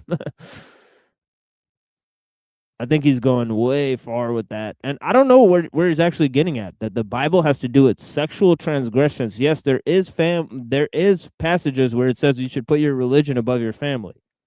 But that doesn't necessarily mean, it doesn't say that wives should obey their husbands and all this stuff, and that marriage is better than prostitution and all this stuff. There's hundreds of passages that say that. Right? So I don't know where it's, really going too far into sexual transgressions. I don't know. But yeah, I agree that the stuff about not having sex. I have something to say. I think, if we're going to talk about psyops, I think this stuff strengthens Christianity. Think about it, because this is not actually talking about the core beliefs of Christianity. The core beliefs are incarnation and resurrection. Okay, unless you're criticizing those two, then you're not even like talking about Christianity. This is what the occultists do. You see that I do think there is a conspiracy where they're trying to like mix Vajrayana up with like, I don't know, esoteric Aristotelian Christianity, like, right, yeah, which you could deny is even Christian. But the point is that, unless you unless you reject incarnation and resurrection, that you're not really like even talking about the crux of Christianity. Yeah, but the other thing is that people can just say that they accept it when they don't too. See, that's the other side of it. So like, that's true. So anybody can say, "Oh, I accept it," but then how do you know that they accept it? See, that's the other thing is like, again, this is where the whole thing like faith versus belief is like, they're I truly think they're conflating it, and he kind of plays with that term faith in a few minutes. You'll see when he brings it up. That's kind of why it's so you have to listen so carefully to what he's saying, because like he kind of does a little bit of like, trickery in his like terminology, in my opinion. And he's already done some of that, but I think it gets a little bit worse as time goes on. Yeah, that's a good point. It's a kind of double speak or something. This is that's the way it is. Yeah, that's why writing is superior to speaking, in my opinion, because when you write something down and you make sure that's what it is, it's harder to argue against it or something. Like you're very direct and incisive. Like, it's easier to tell with writing if someone is sincere or authentic. With speaking, it can be hard. But yeah, this whole thing does seem kind of scripted or kind of like social engineering. I agree with you on that.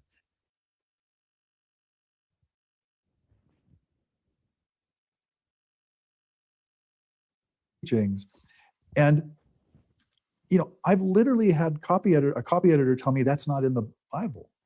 I'm like, well, it is. It's right there. It's like, Matthew 17 or whatever it is. I'm like, come on, it's right. There's the Greek. And he's like, no, it's not. It doesn't exist. And I'm just like, but it does exist. And this is the problem I have. Editor tell me that's not in the Bible. Sexual renunciation and a kind of sexual transgression in the teachings. And I've literally had a copy editor tell me that's not in the Bible. I'm like, well, it is. It's right there. It's like, Matthew 17 or whatever it is. I'm like, come on, it's right. There's the Greek. And he's like, no, it's not. It doesn't exist. And I'm just like, but it does exist. And this is the problem I have with a lot of things, with a lot of religious claims that they're just not held up by, if you just look at the scriptural text. Why are you giving so much authority to a bunch of texts written thousands of years ago? Why? Why do you have to have everything rooted in the Bible, for goodness sake? What about all these other scriptural texts? Why any scriptural text? Why not rooted in human experience and in the human being? Why? How can you verify human experience? See, again, this is like now you're just going to believe whatever somebody tells you their experience is as your base. I mean, I don't know. It's kind of and the irony of being somebody who studies comparative religion and then saying, "Don't look over here, just go live your experience." And they're like, "What?" It's like, why didn't you do that then?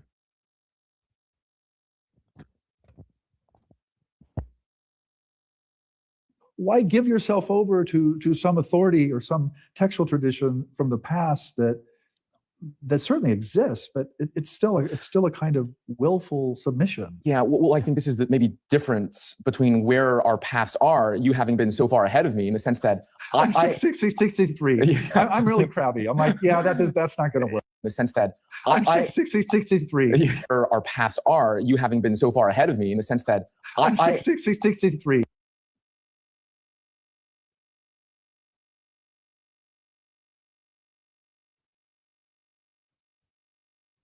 Where our paths are, you having been so far ahead of me, in the sense that I'm 63.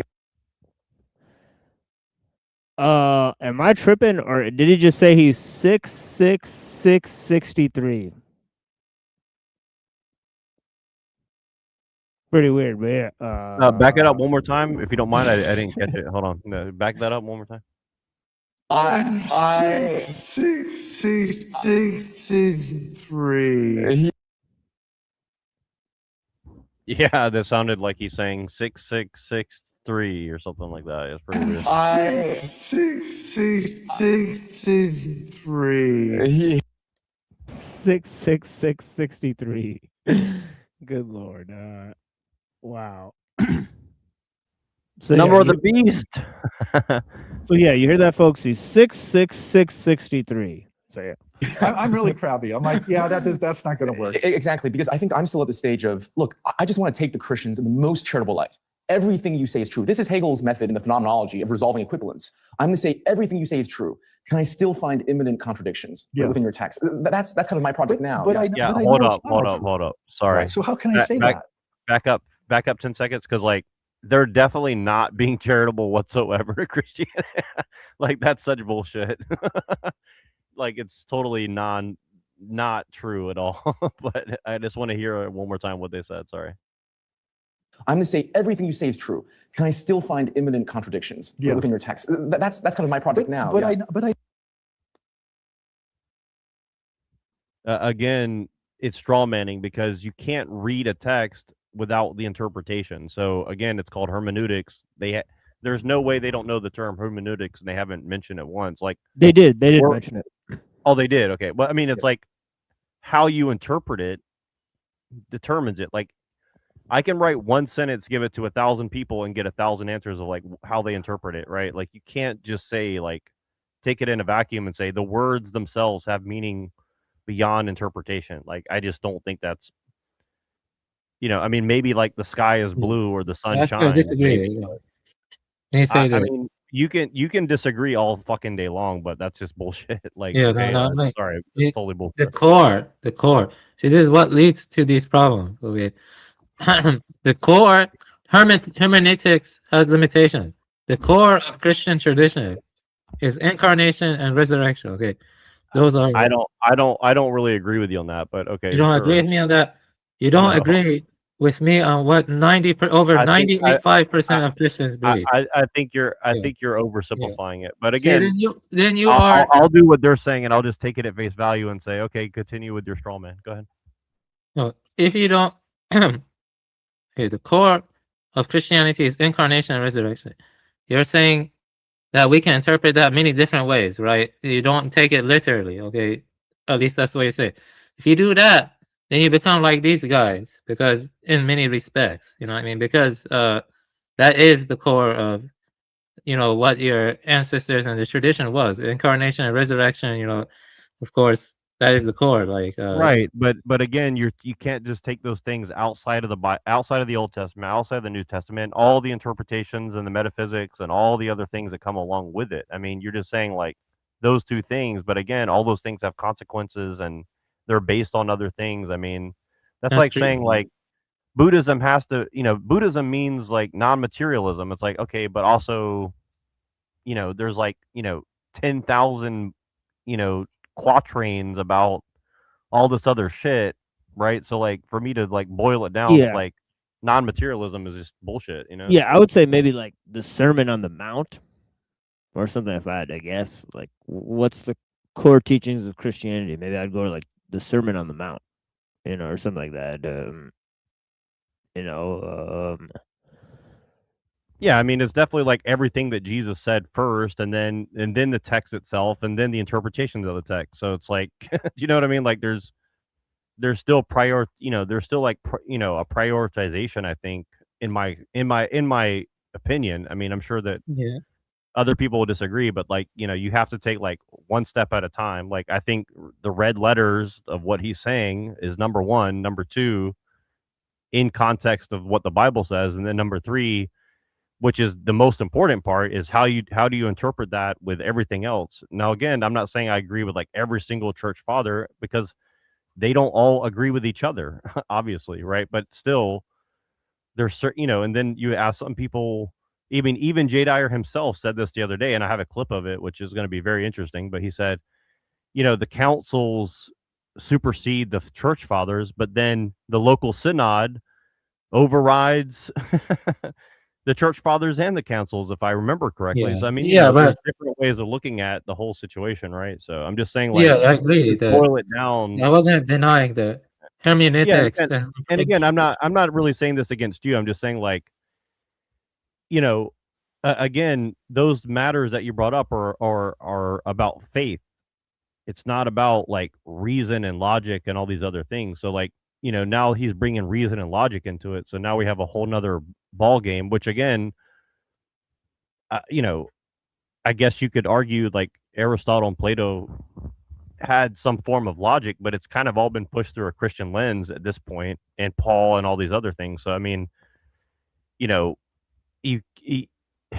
they've kind of made a perennialist religion called secular humanism that we're all, immersed in and swim in, right? So I mean, to just ignore that and then just move forward saying, well, you have to take language 100% at face value. I mean, they've had encryption openly since the days of Rome, at least, if not much further back. So I mean, you know what I mean? Like, encryption is a real thing, and it's kind of well known in language, and especially the English language, that and Hebrew as well, and Greek as well. Like, well, so what I'm saying is that the incarnation and resurrection are like considered concrete facts within your tradition, that they happened, they transpired, and then there's the hermeneutics. But again, fact is not really fact. I don't think fact is really the right word. But again, I mean, you can say that word. I'm just saying, like, I don't think that's really the right. I don't think that's what I would use, but I get what you're. I get what you're saying, right? Yeah, from the vantage point of your tradition, the incarnation and resurrection are facts that they claim it happened. Okay, and then they interpret and they frame it differently. They interpret it differently. Like some of them, view it in terms of original sin. Other ones don't. The Orthodox have their own unique take on it, which is not original sin, and so on. In Buddhism, we say a fact is Buddha achieved enlightenment underneath the Bodhi tree. Well, in my tradition, Bodhidharma awakened to the true nature of his mind. And then you have the lineage of transmission, and this leads to seeing things Right. as they are, which is Right. But again, I'm keeping it simple. no, I get it. But again, you're saying it's a fact, but a fact kind of implies that there's like evidence that you could prove, and I don't think you have evidence of your claim, just like there wouldn't be evidence of mine in the sense of like a rational, logical thing, right? So Yeah, I mean, this gets into some very complex stuff. Yeah, this gets into yeah, I know what you mean. A fact doesn't necessarily need empirical foundation or rational argumentation. I think so. right. So my point is that writing itself is always going to be like a representation of anything. So again, to take writing at complete face value is not really possible, right? Like, and I think again, this is what Plato is used for, like the forms, meaning like you say the word horse, like generally you get the idea, but it's not going to tell you about a specific horse with like a circle around its eye and a heart shaped, pattern on its chest or whatever. You see what I mean? Like it's going to tell you like the essence of a thing. It's not going to tell you directly like the specific thing inherently. See what I'm saying? So Yeah, again, can I ask you a question? Let's say there is someone who claim I am Christian, but I reject the incarnation and resurrection. Are they still Christian? Yes or no? I mean, no, of course not. But again, somebody could also say that they do accept it and they don't. Like Alexander Dugin, for example, like he says that he accepts it, but I mean, how would I know whether he does or not? See what I mean? Like he just says that. How do I know that he's honest or not? Right? Yeah, that's the point is that you're reading too much into things.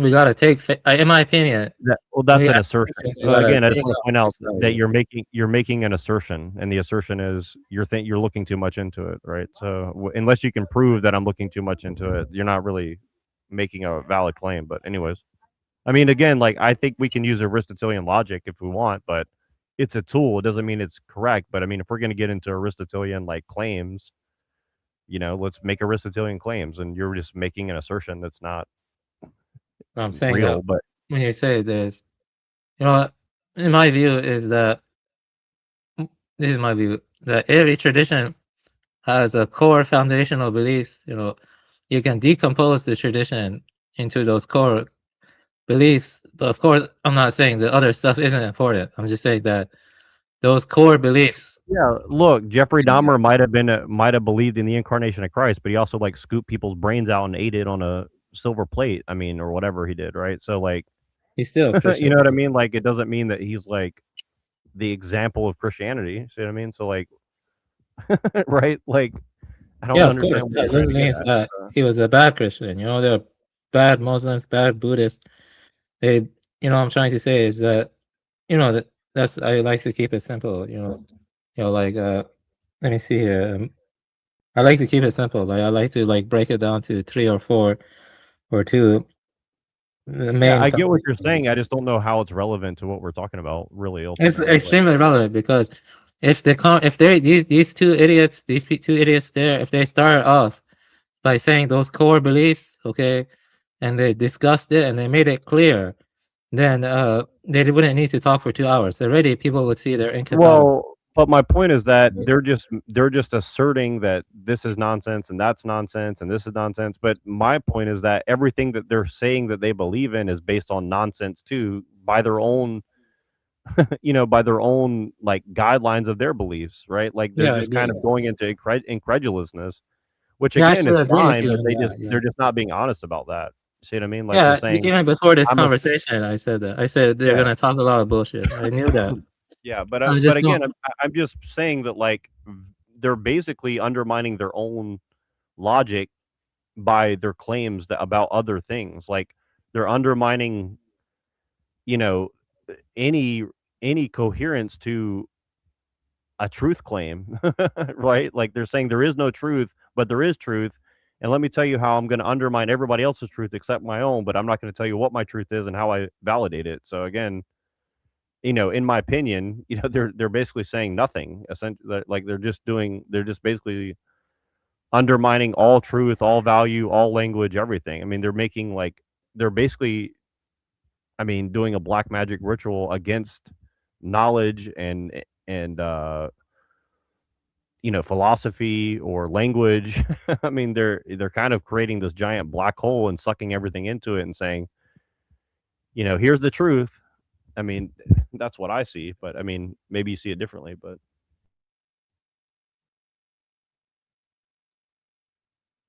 Yeah. Yeah, I like to. Yeah, I think like I said in the beginning. These people are idiots. I knew that, but I said they're not arguing for I, transhumanism. I don't think they're idiots. I just want to hear what they say and comment on it. I think they're very deliberately doing a black magic ritual, in my opinion. I mean, maybe I'm wrong, but that's what I believe. I Yeah, don't they think are. I agree. They I are don't I doing don't I black don't magic I don't think ritual. they're idiots. I think they know exactly what they're doing personally.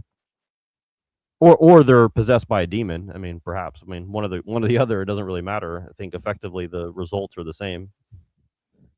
I agree. Yeah, they're either agents or they're idiots or. And the point is that I knew this when I came here. I said I think some of his thoughts about dual aspect monism were interesting. I don't think they're arguing for transhumanism though, but it can be enabled and facilitate the growth of movement towards Yeah. transhumanism. If you Well, understand. let's just hear a little bit more of what they're saying, and then we'll get to the part that you want to cover, because I do want to get to that, honestly. Okay, yeah, okay.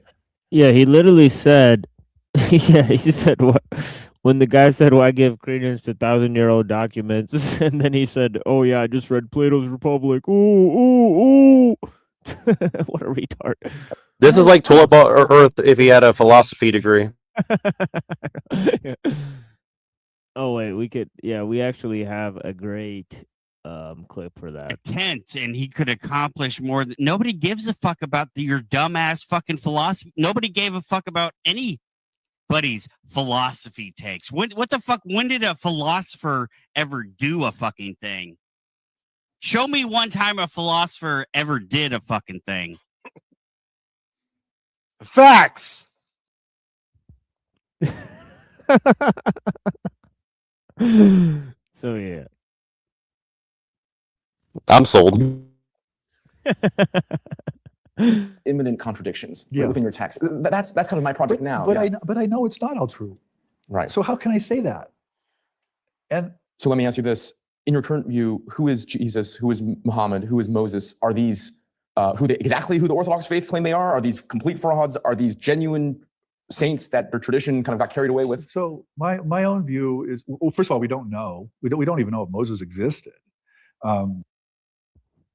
Damn. Well, that's pretty bad, right? I mean, you don't know what you don't know, right? So any of the previous claims you made about it being false and contradictory, I mean, you don't really know any of that either then, right? Because if you don't know if any of these things are real, if any of these people are real, then how much can you say about them? Right? Again, you don't know what you don't know. So, I mean, a lot of his previous stuff, I don't know if he could stand on that. Jesus and Muhammad, certainly historical figures, but we don't know their personal experience. I mean, the Gospel of John is not the historical Jesus. But my assumption is that a lot of these historical figures had some kind of experience of divinity, and their followers frame that in a particular way. You know? And see, look, he said the Gospel of John is not the historical Jesus, but we don't know what we don't know. We don't know what the personal experience of these people were. So maybe the personal experience in John matches more than the other 3 synoptic gospels. How would we ever know if we don't know what we don't know? Right? So, so how is he to say, well, John is less historical than the other 3 gospels? I mean, you wouldn't know that. Right? You have no fucking clue. You just admitted that, right? So thank you for admitting that. Right?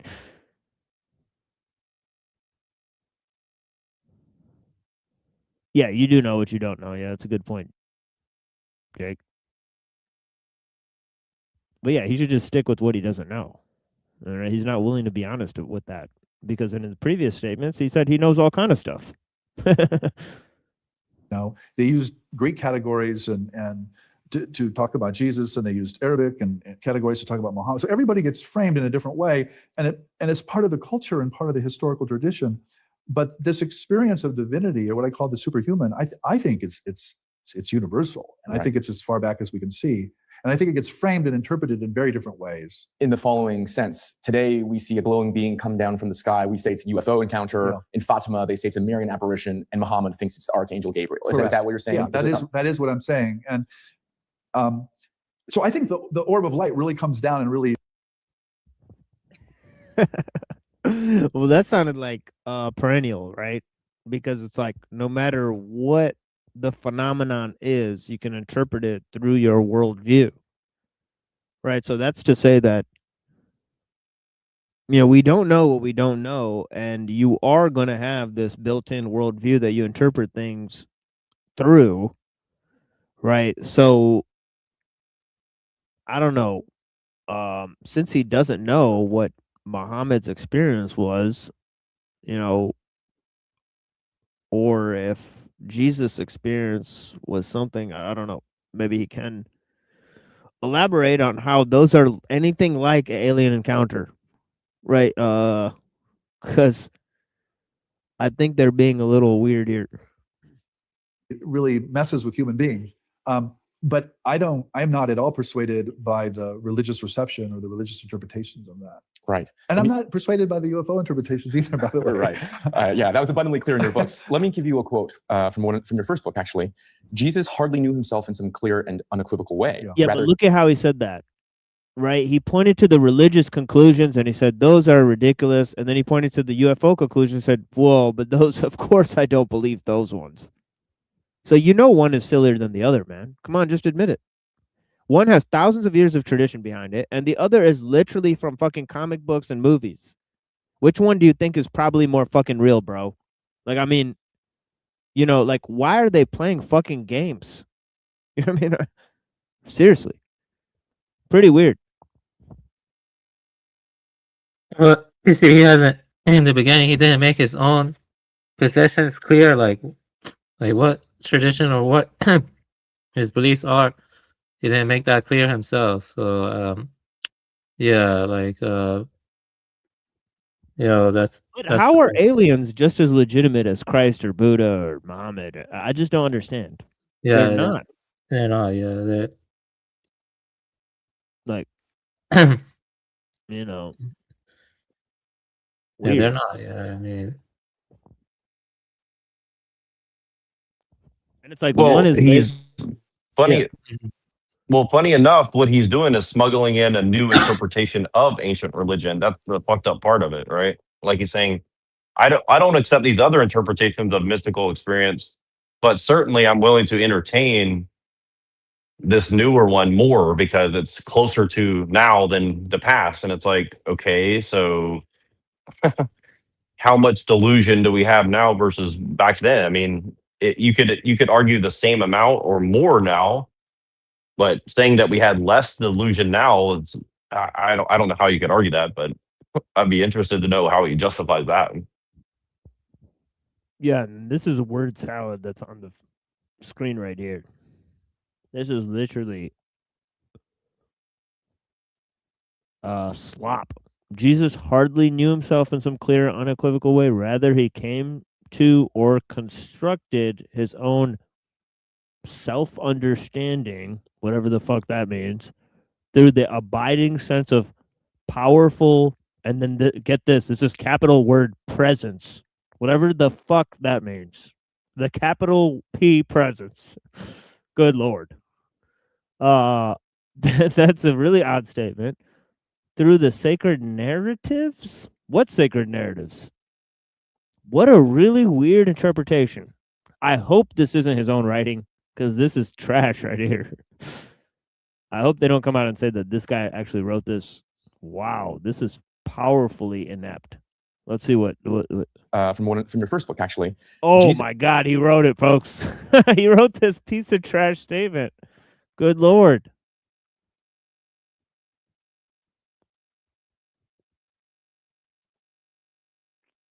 Jesus literally said he knows himself and nobody else does.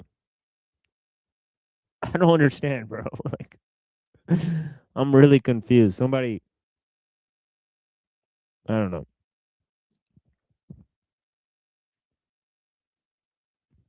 Oh boy. Where are we at here? Jesus hardly knew himself in some clear and unequivocal way. Yeah. Rather, he came to or constructed his own self-understanding through the abiding sense of this powerful presence through the sacred narratives of Jewish scripture, ethnic memory. Oh. Jewish scripture, ethnic memory, which sounds like it's Jungian, and colonial suffering, which sounds like a communist phrase. Dude, the efficacy of his magical works of healing and clairvoyance. Oh my God. That's literally what it says in the Talmud. And in the mirror of his followers' answers to his own honest question. Good Lord. This is slop, folks. This sucks. Well, here's the other side of it. Like, again, okay, let me go back here. Colonial suffering. So again, this is a historical narrative about yeah. Yeah, Well, how he the said fuck here. does he know? Yeah. Well, it's about, again, this is where I get into my theory about Troy, Ephesus, Rome, all these things of like, what was a Jew, what was Rome, what was their relationship like, were they trying to syncretize like Persian religion with Canaanite religion with Roman and Greek religion? See what I mean? Like there's this kind of like underlying narrative that he's alluding to, colonial suffering. Well, what he's talking about, Spartacus? I'm gonna be honest here. I feel like, you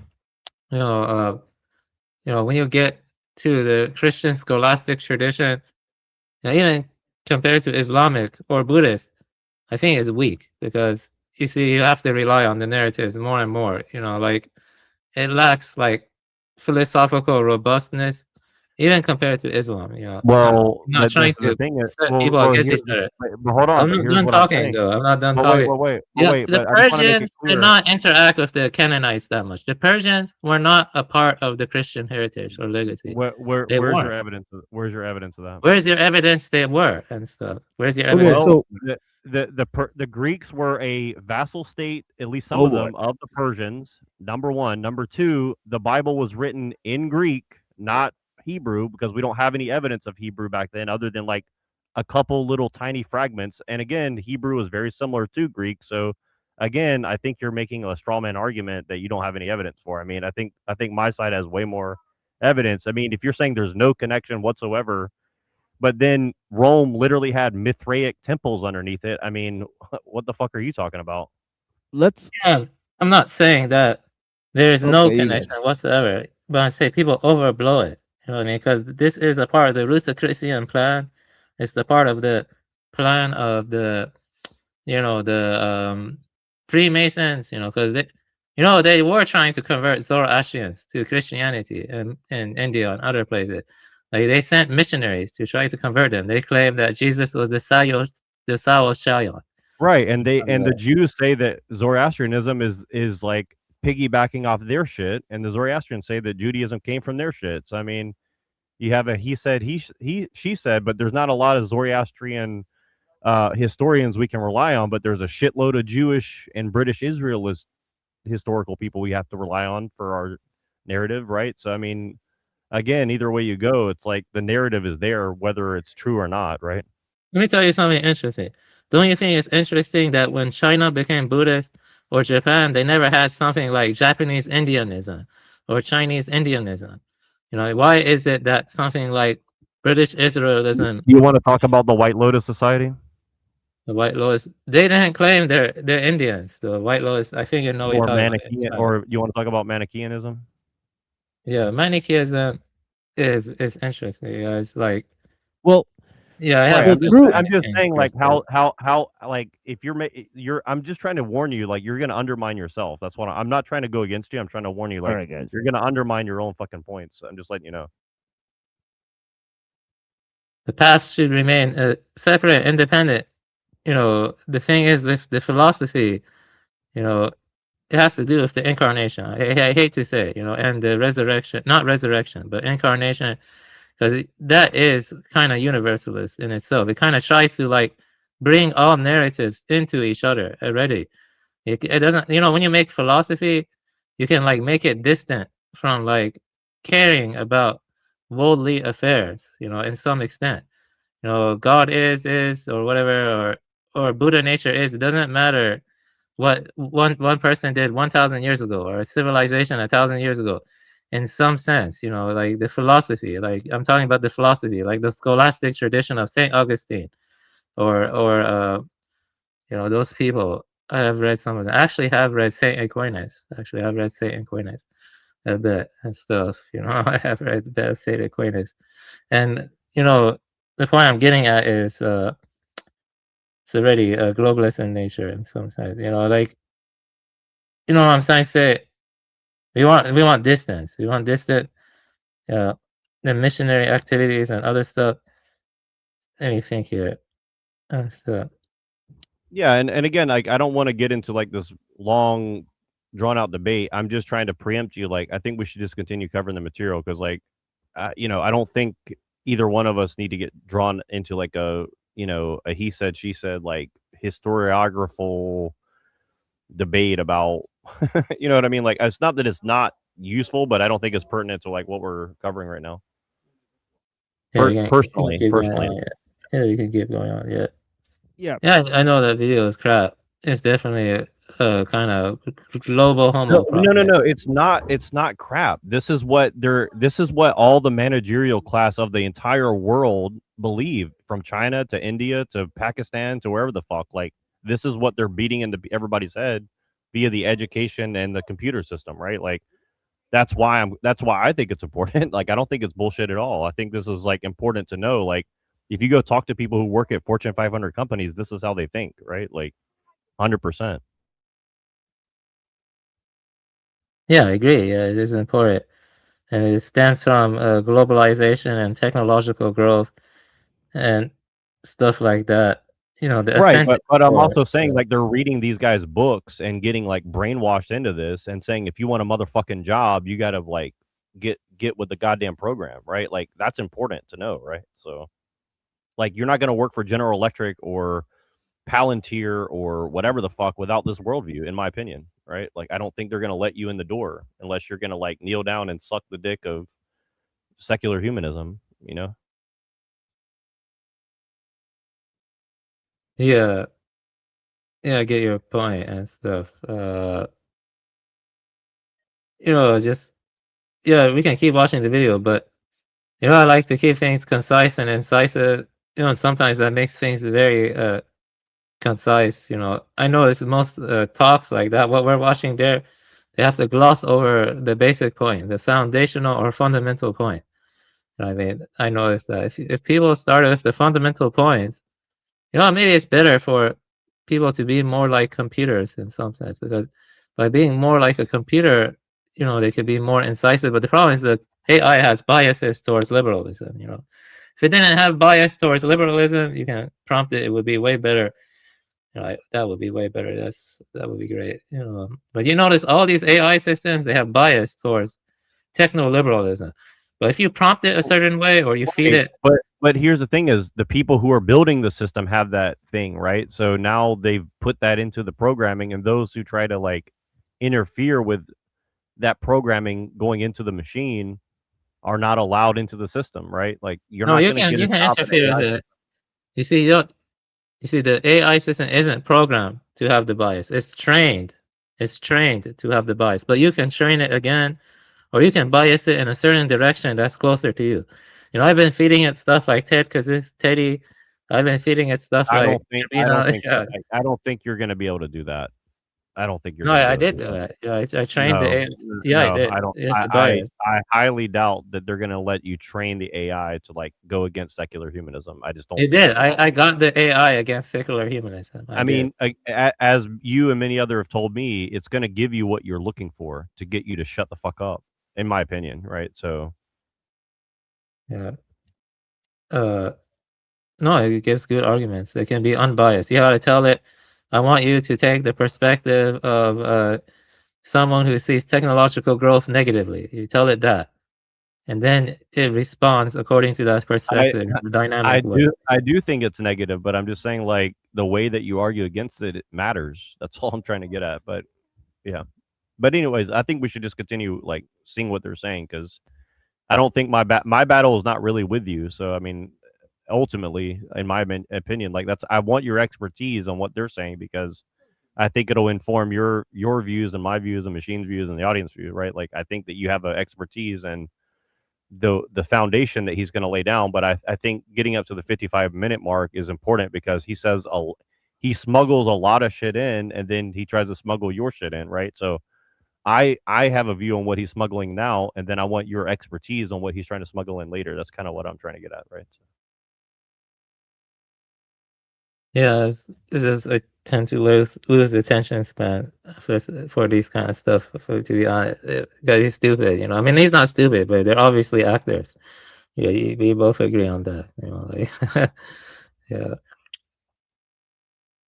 Yeah, they may be actors, but what they're portraying is important, right? Like because the people that they're training are running the system, right? So that's what I'm trying to get at. Or they're LARPing as if they're running the system and they're not, and the system's running them. So either way, I think it's still important, right? So whether we're exposing them as panel actors or we're exposing them as actual, managers of the system, either way, I think it's important.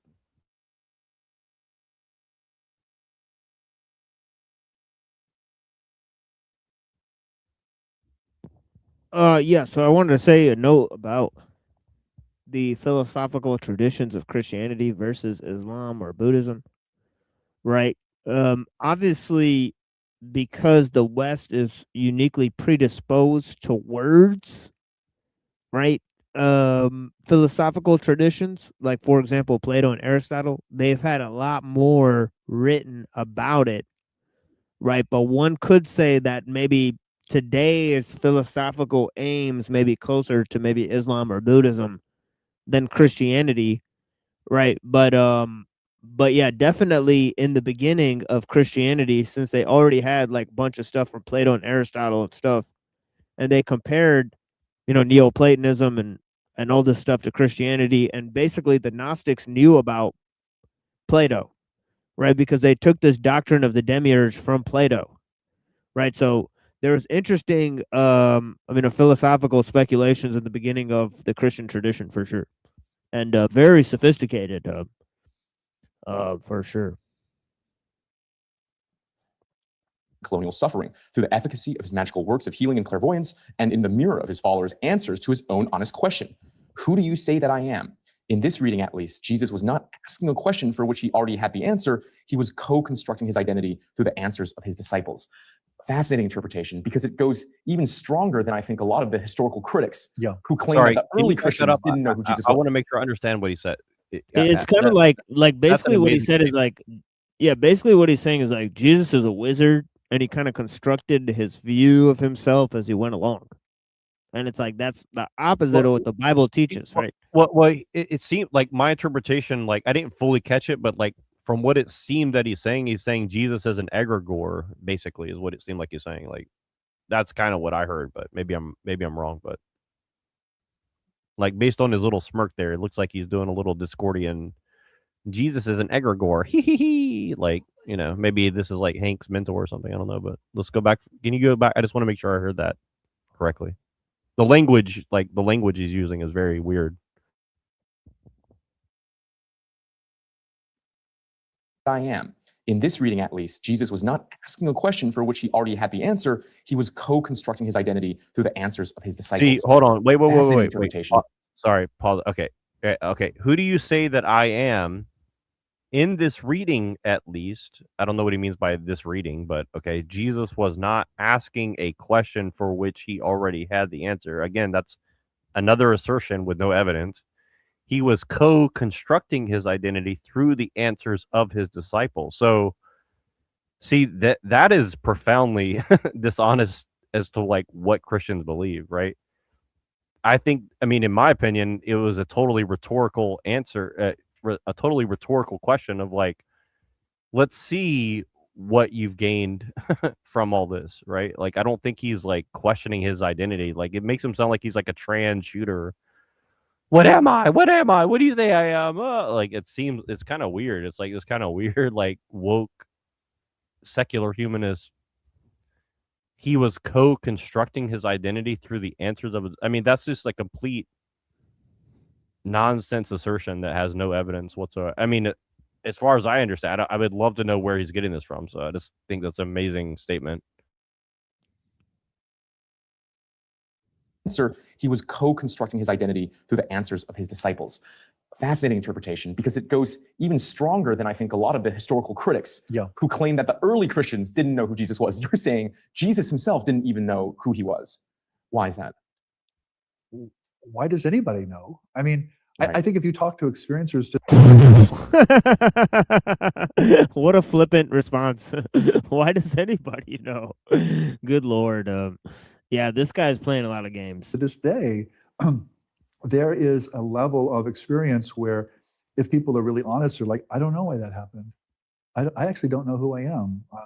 You know, the ego or the self is a social contract for sure, but am I just that? I mean, I wake up every morning and I'm like, wow, that was a weird dream. Who was telling that crazy story? Well, I was, but it was a part of me I don't have access to, and I am not controlling. Hank. Yeah, for sure, Hank. Definitely.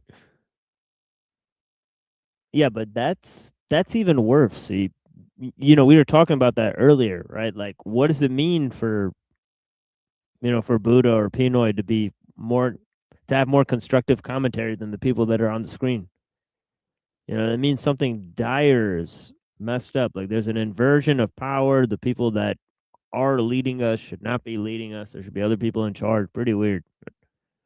Yeah, and I just want to say I would love for Hank to come up here and put in his 2 cents, because I think he's going to have a very pertinent take on this. So if you don't mind, I would like to send him the link, because I think his analysis on this would be very beneficial, to be honest with you. So yeah. And it's going off on some weird story. And I think a lot of I think most religious experiences like this to a certain extent. It's some other aspect of the human being who is having this experience or showing this to the social ego, and the social ego doesn't understand or doesn't know. And I don't see any reason why Jesus would be different. Right. I guess so. That's the assumption is that he was a human being. You know, wait, stop. And So he had this split. see, he's putting all these little words that's like an out for him. I just want to point that out. Like, when he's using these words, it's like basically like a little get out of jail free card he's using. So it's very, it's like, he's very carefully constructing what he's saying, you know? Yeah, it's like people seek a finality of answers in the words of Jesus. And I guess what he's trying to say is that Jesus was trying to figure out who he is. So there is no finality of answers in his words, because he's stated that earlier. Right. But having said that, like, you know, he said he couldn't define what these people's personal experience was. And earlier, they both agreed that Jesus certainly did refer to himself as God. So I don't understand where all this confusion is coming from. Right? Because they agreed that the statement that I and the Father are one means that Jesus is claiming that he's God. Right? So I don't know. So it's pretty weird for them to then suggest that all of a sudden he doesn't even fucking know who he is. Right? Weird. But yeah. Well, and really quick, I think I don't know if it was in this video or another video, but I have a sneaking suspicion that they're trying to smuggle in like something to the effect of like, well, yes, Jesus is God, but we're all God too. And so they're kind of sneaking in like a Luciferian, you know, Thelemite thing into it. And again, you know, whatever your opinion on that is, I think he's kind of doing it in a very roundabout, sneaky way, right? He's not being straightforward with it. He's not just saying it, you know what I mean? He's not just coming out and saying that, but I think he's kind of like in a long-winded way saying like we're all Buddhas, or we're all Jesus, or we're all God, or we're all, you know, Lucifer. He is. Yeah, he's definitely saying something like that, to that effect. Like, he's drawing the conclusion of, you know, universalism within this message, right? Or whatever, right? Which, you know, me and Buddha can argue for hours and hours about, you know, what is universalism and so on and so forth. But that might not be pertinent to this analysis. In him, and there was one part talking to another part. One of the things this raises for me is, first of all, that passage you read, that was really good. But that's kind of my point, is that I'm better writing than I am speaking. And so like people often write me, or they'll say, well, I'd really like to meet you. I'm like, no, you don't want to do that. You stick to the books. The books are better than the person. And so that's kind of what I'm trying to say here, is that we articulate ourselves differently in different modes or different mediums. And the books are one thing, the person's another, the dream is another, the religious experience is yet another. And certainly experiences of divinity are yet another. And I do think human beings, I debated an evangelical scholar on whether Jesus was God. And my response was, of course he was God. Right, we're all God. So are you. So am I. And we all have experiences of deification. Oh, there you go, Neuro. You called it. Yeah, I was going off of memory, but yeah, because honestly, like I don't listen very closely to like individual words when I'm doing this by myself. That's kind of why I like to record with other people's, because like I was just kind of listening and passing, and I remember just being like, "What the fuck is this guy saying?" Like, yeah. So I had a feeling it was coming. So Yeah, he just pulled a Jack Talcott. And again, maybe he's right, but again, he's basically said there's no truth, but oh, by the way, here's the truth. We're all God. It's like, okay, so what the fuck? Or there's a much more basically powerful definitely more XP points, right? Marilyn, right, who also claims the same thing, but she's harder to argue against than Talcott. Yeah. Marilyn says this with like a much harder. Like I would be much more cautious to fight with Marilyn on that, or even Twilight or some of these other people. I think because like they're more straightforward with it. This guy is like collapsed all meaning and all truth into nothing, and then said, "Oh, here's the truth. We're all God." I'm like, okay, so are you a solipsist? Or again, I think he's sneaking.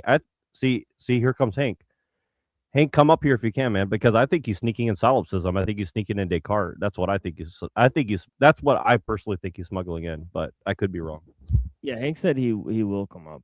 So I send him, the link's in the chat, so if anybody wants to come through. But yeah, on the Cyber Caliphate, that's where we're at. Well, not all of us, but there are all of these experiences in the history of religions of human deification. And I gave a few of those. And I don't think they were expecting me to say that. I think they were expecting me to be the evil liberal professor. And I was like, no, deification is like global. This is the problem that I began with, which is there's too much, not too little, right? For most people that the evangelicals argue with, there's too little, right? For us, it's a bit too much. So they're not used to arguing with that. By the way, after some reflection, I think the difference between our positions is just a matter of where we are on the stage. Because I'm sure when you were my age or young. So again, I was talking about this move that was made by Blavatsky. Right? Oddly familiar move, right? She said, well, the Christ consciousness can be achieved by everybody, right? So it can be achieved all around the world. So we all can reach godhood, Buddhahood, and godhood and Buddhahood are like the same thing, right? So like she basically combined all this stuff, right? She combined the concept of the Messiah with the Maitreya Buddha. And then, he's basically saying, well, Christ consciousness is available to everyone. We're all, we can all become God, because the idea of Christianity is showing you that you don't need God because you are God. And that is the final evolution of religious ideals, is that man replaces God. So is he really going to die on that hill? Right? Because that is a satanic Luciferian hill. Pretty weird, right? But yeah.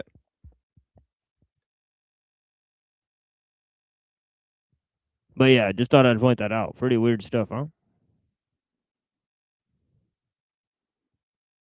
Younger or slightly older, you had to go through my process of seriously taking the faith on its own word and seeing if it holds. And your conclusion was that it does not hold. Yeah, and of course I did that. Right. And by the way, that little 5-minute thing that I just did is most likely why everyone hates me on the internet. It's like the weirdness of that speech.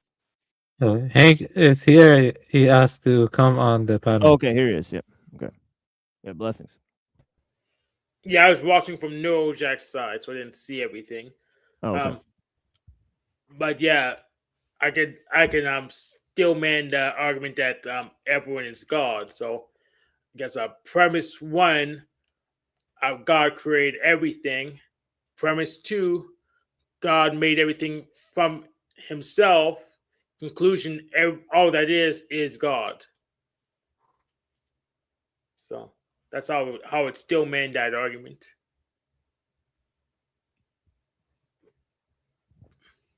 Yeah, it's kind of like it's like if you take God to be like maybe a radical monist, and then maybe you could maybe lend proof for that within Christianity because we're all eating the flesh and blood of God and so on and so forth. So we're all involved in the transubstantiating of matter into godhood, or there probably is some mystical interpretations that may take a radical monistic view of like maybe we're trying to elevate matter to the Christ, but I think Blavatsky's way was pretty similar, although she didn't take that view that you just said. She took more of an eschatological view. But I think what he's trying to imply is some sort of eschatological scheme whereby Jesus is a final realization of religious preponderance, because he's saying that you can become A, you can figure out who you are on your own, and B, you can just be God. Yes. So, I could break my Stillman version of the argument though. So you could say, if God's omnipotent, He doesn't have to make everything from Himself. He can make things from nothing. So there's a way to evaluate things that to be not God. So yeah, right. Well, that is what the claim is made in the Kabbalah, that he's created things from nothing, right? So, in terms of he's drawn back from existence to make space and room for creation, so creation would not be identical to his own, his own being. To his own being, exactly. Yeah. So, okay. So let's check this out. It's not, again, that I think that the tradition or the traditions are wrong. It's just that I think that they're partial and that they give certain things, to certain communities. Right. Fundamentalism, I think, has become quite untenable because of the tradition of historical criticism that, among others, It was always untenable. David Strauss. Yeah, hold on one It's second. more Sorry. untenable. Really more quick. obviously untenable. I just wanted to mention one other thing. Like, I also get a sense that they're trying to conflate Luciferianism and Buddhism into like a singular thing, and through that alchemy bring forth like a transhumanist doctrine. So I just want to put again, like, that's my bias. That's what, and I think that's kind of what Theosophy was trying to do. They're trying to take Buddhism and clash it with Christianity, and then out of that make that a Luciferian doctrine where like we're all Buddha, we're all Jesus, we're all this, we're all that. Like, I could be wrong, but I don't know the full history of it, but I think that is relatively accurate. I mean, if somebody wants to correct me on that, but I don't know. Like, that's kind of where the whole like new age consciousness, as far as I understand it, that's kind of what they tried to do. But and Crowley tried to do that as well, right? So as far as I know, could be wrong, but yeah, you got it. Have you investigated into historical criticism into the Quran? Because there, the tension seemed greater, right? Like in the historical criticism into the Quran, because oh yeah, he immediately said yes. He immediately nodded yes on the Quran historical. There, the tension seemed greater, right? Like in the same way that I can still be a Christian if you show John and Luke don't necessarily agree. I can say, well, the large message is right, but there's a bit of errancy because of the human text. That move is not available for the Muslim because of their orthodox view of the text. So can you give an example maybe of the Quran where historical criticism has surfaced something that makes the orthodox position untenable? Well, I'll say this. I mean, to answer your question, yes, I have looked into historical criticism in the Quran. And part of the issue or part of the problem is historical criticism comes out of the Christian tradition, right. The Christian and the Jewish traditions, really. And it comes out of biblical studies. And Muslims do not have that tradition, and they need to. I think that's part of the modern world, is questioning the religious text as a religious text. It's not enough to just stay inside the religion and read the text. So yeah, that's a pretty good point, right? Muslims have not yet made the move of historical criticism, right? So he's making a salient point. That's because Muslims have not been able to divorce themselves from their traditions and look at them, right? So his move where he said, that in order to study comparative religion, you have to first, leave the worldview that you had adopted all along for looking at the world, right? In order to start doing it, right? Then no Muslims need apply, right? No Muslims are capable of studying comparative religion, in his opinion, right? As a result of this, right? Not only that, but they have no vantage point in which they could begin to, right? So he's stated very clearly here that Muslims need not apply to the game of comparative religion, right? I have a counterexample on the panel, so there you go. Right. Well, I mean, I don't know. I guess he's not heard of us. I just don't think that exists, in any broad fashion where it's right. We just don't exist, right? It's just like it's integral or organic to the Christian and Jewish traditions. Has been. By the way, Muslims basically innovated comparative religious study. They went to India and started writing detailed explanations about the Upanishads. They wrote detailed explanations about, all sorts of philosophical traditions. He's completely false in his analysis. Well, and again, he used this word again, another loaded term, organic. It's organic to Judaism and Christianity. But again, what does that mean exactly? You see what I mean? Like, it's a very peculiar term. Like, it's organic. Yeah, it's a stupid term because Abrahamism is a term for all of them, and they're all related. I know the machine learners agrees with it, but they all have a genealogy from the same stories. Right. It's definitely not there's definitely no historical criticism into the tradition until I think you could argue that there's more of a complex a version of this after the Jews enter into the Hellenistic sort of diaspora, right? And they're able to absorb tons of Hellenistic traditions, right? So the Alexandrian Jews, obviously, they had tons of, they had absorbed tons of historical traditions. They have tons of historical versions, right, and interpretations of the Old Testament, right? If you just look at the writings of Philo, we've been able to recount tons of historical interpretations, even inverting some of the story of Genesis, right, and so on and so forth, even creating a pre-Adamite hypothesis, right, and so on and so forth, right? So there's all sorts of stories, right, that could be hashed out over 220 years. Right. I mean, we've been doing that a long time in Europe and the U.S. So no one has yet applied that same kind of rigor to the Quran, or sure you can, but it hasn't been done to the same extent. Is what I would be my guess. I mean, I'm not a scholar of Islam, but it just doesn't exist in the same broad. So. I see. Let me read you another quote. It sounds like he's kind of throwing up his hands there. He's saying like, well, there isn't an attempt been made. So, but he just said that he knows about the historical interpretations of the Quran, and now he's saying, well, that traditions don't really exist because the Muslims haven't been able to attempt it. I don't understand, right? You should probably call David Wood for help, maybe, because he doesn't seem to know anything. He doesn't know the basics. Yeah, I mean, there's a different guy than David Wood that argues that's also paid by David Horowitz, right? That's basically arguing a similar thing, but he's arguing about historical criticism of Islamic ideas. Now, there are tons of people who attempt this, right? And some of them are mythicists, right? So obviously they wouldn't be regarded under the consensus of the modern scholarship, but then there would be others that may the top theory I could think of is that there's 7 different dialects of Arabic during the construction of the Quran. And if you look at those kirat, they're called kirat, right? You can observe different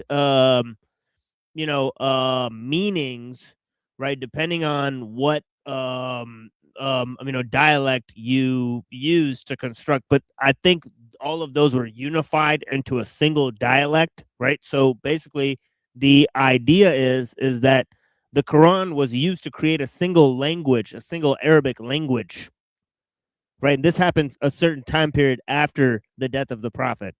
So they hold that there's certain discrepancy. If they want to study classical Arabic, you come to the meanings of the Quran. But we've looked at the comparison of certain of these, so-called different dialects, and they're not all completely different. Like they all pretty much basically say the same thing, right? So I don't know. So some of these differences are being, inflated by people who, I don't know. And obviously, there's lots of manuscript traditions in Christianity, right? The historical, I think, proof behind the Christian message, just behind the ideas that, there's so much text and evidence that supports that these were historical figures, right? There's more things that authenticate Jesus being a historical figure than, Caesar and, even Pontius Pilate or any of these other figures, right? So, by Gnostic, Alan Moore means a particular kind of direct and immediate experiential knowledge of one's own divinity that cannot be reduced to reason or faith and stands very much opposed to the consensus reality of society and religion. Faith. Wow. So he's coming right out and just as a full-blown Gnostic, right? Is for sissies who daren't go and look for themselves. Whoa, sissies. That's my basic. And earlier he said it's fine if they have no balls, right? So weird. Right? Position. Magic is based upon gnosis, direct knowledge. Wow. Holy moly. You should be seeking this knowledge to expose evil. That's something Christians are supposed to do. We don't seek knowledge. That's Gnosticism.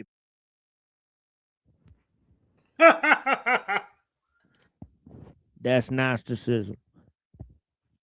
You seem to have quoted, so that was Alan Moore quote. Right? Yeah, that's Alan Moore's quote, exactly. Yeah. But you seem to have quoted that approvingly. Yeah. My question for you is, do you think faith is a valid epistemic mode at all? Yes, for some people, not for me. I mean, look, most human beings don't have the time or the luxury to ask questions of their culture and their tradition.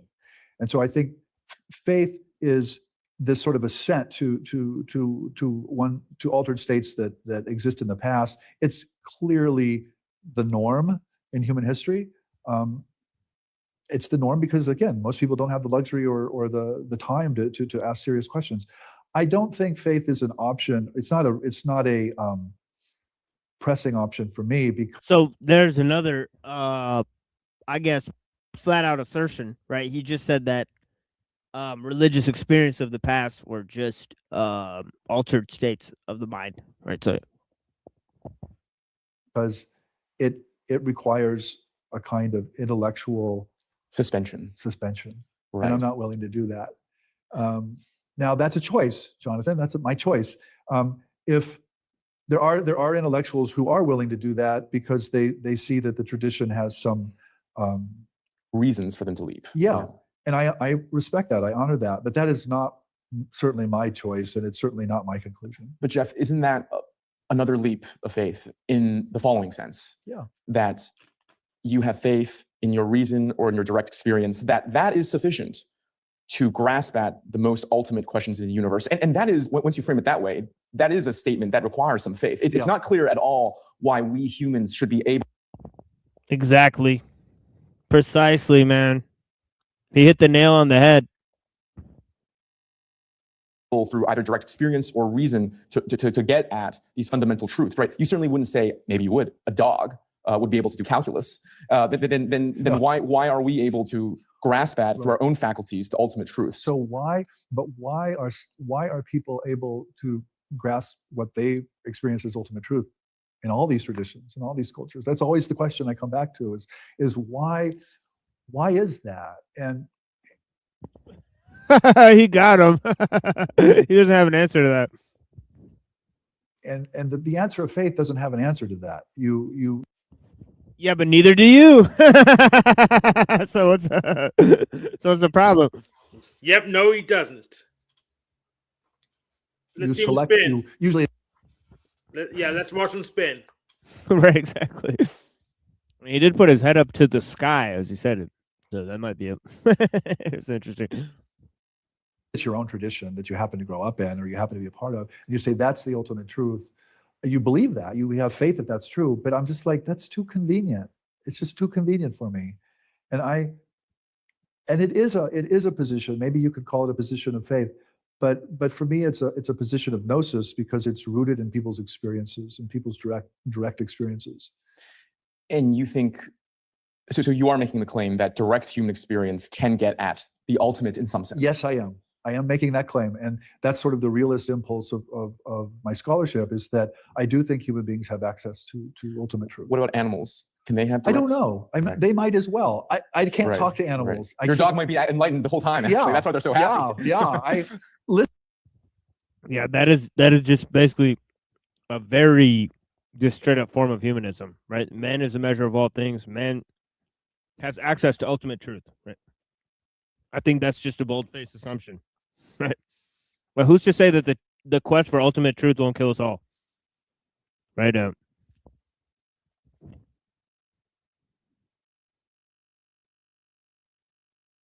Listen, I don't make a distinction.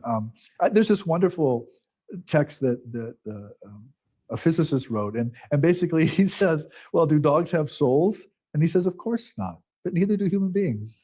And he has this wonderful idea that there's one light and there's one form of mind, and we're all manifestations of it, that he draws from Sufism. And I'm much closer to that than I am. Well, let's talk about that a bit, because we talked a lot about Western.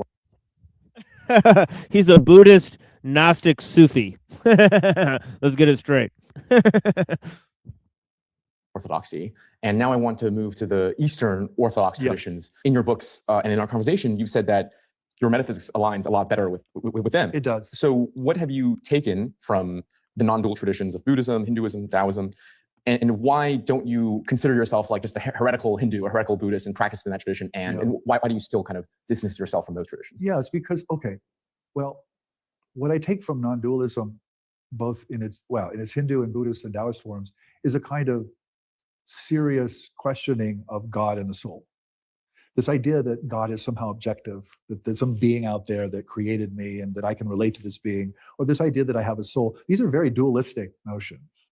And once you adopt a non-dual world, you no longer accept that God is external to one, or that there's something called a soul.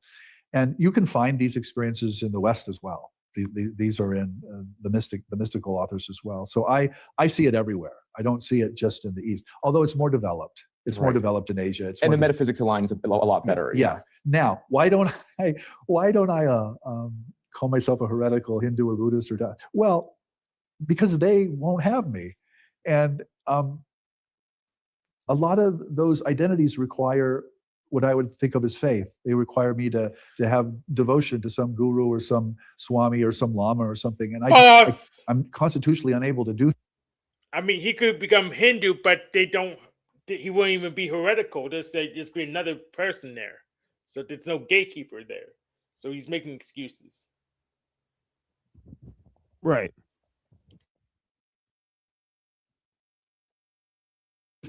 I can't do that. I'm like, no, I'm not going to do that. Why? But you did do that when you were young. Yeah, why? It's a good question. I think I'm hopelessly democratic and individualist and Western to be. Okay, so there's his biases. That's kind of like his religion. He didn't really say it earlier, but he does have faith in things. He said faith is for sissies, but he has the most sissy type of faith, which is just a faith in the general consensus. Yeah, he's culturally Christian. Yeah. Yeah, democratic individual. You see, the thing is, the one vehicle that leads to non-duality, as expressed in the Lotus Sutra and various other sutra, there are skillful means to reach the one vehicle, And those skillful means can involve practices like koan study or sausage. Yeah, And what's the that point of the requires, practice? The point of the practice is to get rid of your individuality. yeah. Good Lord. What a stupid idiot. Yeah, he's a stupid idiot. But also, he was acting like they won't accept me. But you can go initiate into various schools or traditions. You know, there are initiated. Like there were Japanese people who came to America. They're part of a line of figures to receive transmission. Of course, we live in a degenerated age, but they are still authentic teachers who came to America. And I went to one of those Sankas. The triple jewels are important in Buddhism. The triple jewels are Sanka, Buddha, Sanka, Buddha, Dharma. Sanka, Buddha, Dharma. We have chants for the triple jewels that you accept and all of that. He just wants to. He doesn't want the effort to put in. He just wants to talk, and so he doesn't really want to. He just want to talk a lot and stuff. That's the thing. That's what I see from it, and he loves his freedoms or what they call freedom or something like that. Right. Yeah. So let me get this straight. He's a non-dual individualist. That was so dumb.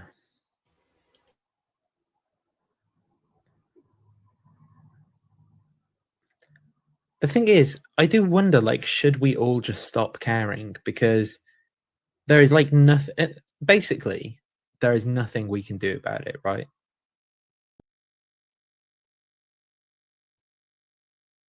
Be really frank about it.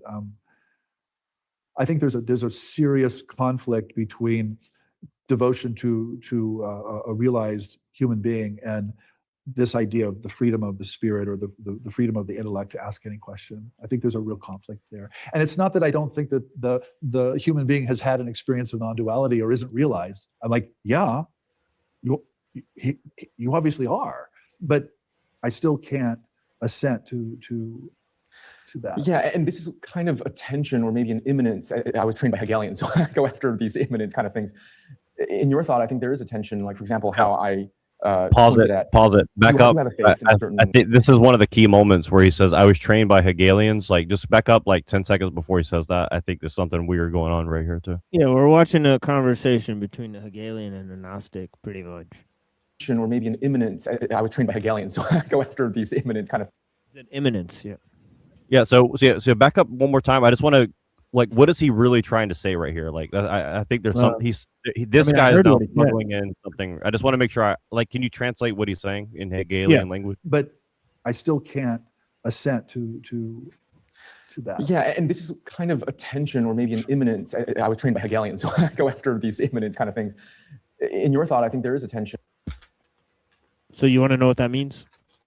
Yeah, I don't understand what he's trying to say there. Yeah, like the whole tension between being and becoming in the Hegelian tradition is a tension between immanence and transcendence. Do you know what those two words mean, Neuro? I do, but can you just refresh for the sake of, like, so it's very clear in this context? Immanence is about the sacred aspect of the moment now. Right, transcendence is about how we can ascend the material space, right? So how can we bring God into this space now when God transcends reality that we can perceive? Get it right? Right, and I would say what they're really doing is creating a false dialectic, meaning that they're trying to say, well, we got to compartmentalize this. We can't have both. We have to have one or the other, basically, is what it seems like. Yeah. So he's saying that he's trying to get to the immanence of it. So he's saying that because he's trained by Hegelians, he wants to get to the actual fact of the matter, right? How do we bring God into this experience now? Right, is what he's trying to say in translation. As if you could separate it, of course, right? Of course, yeah. Something that you could separate it, anyways, right? Right, because earlier they said basically that's impossible, right? So yeah, or at least this guy did, right? He said everyone's God right now. So, and like, for example, how I pointed at you do have a faith in a certain Gnostic realism. There are these premises you seem to hold, maybe just on your culture in the same way you critique others. He's maxed out his faith, man. You act like the faith is for the religious people, but looks like now, just 10 minutes later in the conversation, you have faith in all these things. Fucking weird. Of just being culturally relative. Yeah, but like my cultural convictions in the individual or in the relevancy of asking questions. I mean, this is why I developed this sort of idea of the humanist too. I really don't take that as ultimate either. I really don't. And I mean, I often joke, I don't believe in myself. Right. And what I mean by that is I actually don't believe in a self. Right. I think that's a cultural and grammatical construction, and I'm convinced by the arguments. What the fuck is even going on here? Well, he's an anti-realist, but the thing is, well, it's context dependent. So there are cases where he does believe in himself, and he makes performance contradictions. So he's just sloppy. He reminds me of breakfast tacos. He's slopping his language. Well, Hank, would you argue he's kind of doing like a inverted or like a crypto solipsist argument or something like that? Or yes, it seems pretty weird. Yeah, he's literally a democratic, individualist, non-humanist, non-dualist that doesn't believe in the self. What the fuck is going on? He literally said all that. What's next to be a libertarian too? You know, like, yeah, like. Well, you know who he reminds me of? He reminds me of Nick Land with his like Gnostic Calvinism or something like that, or some shit. It's like kind of like this, like we have fate, but we don't actually have that. We have like destiny, but we don't have that. We have like solipsism, but I'm not going to call it solipsism, so I'll say that I don't believe in myself, but I'm performatively contradicting myself by talking about myself. So it's like, you know what I mean? Like, it's like he took Aristotle and like shot him full of methamphetamine and like put him on LSD and put him in a cave and let him ramble for like five years or something. I mean, that's what it's. I mean, I don't want to like be an asshole to him because this is very fascinating, but like I don't know what he's trying to say exactly. Like if you look at his shirt, it looks kind of like an acid trip. You know what I mean? So he doesn't know either. Trust me, he doesn't know either. I talked to enough of these people. Like I talked to Gen X Jeff and Breakfast Tacos who say the same nonsense.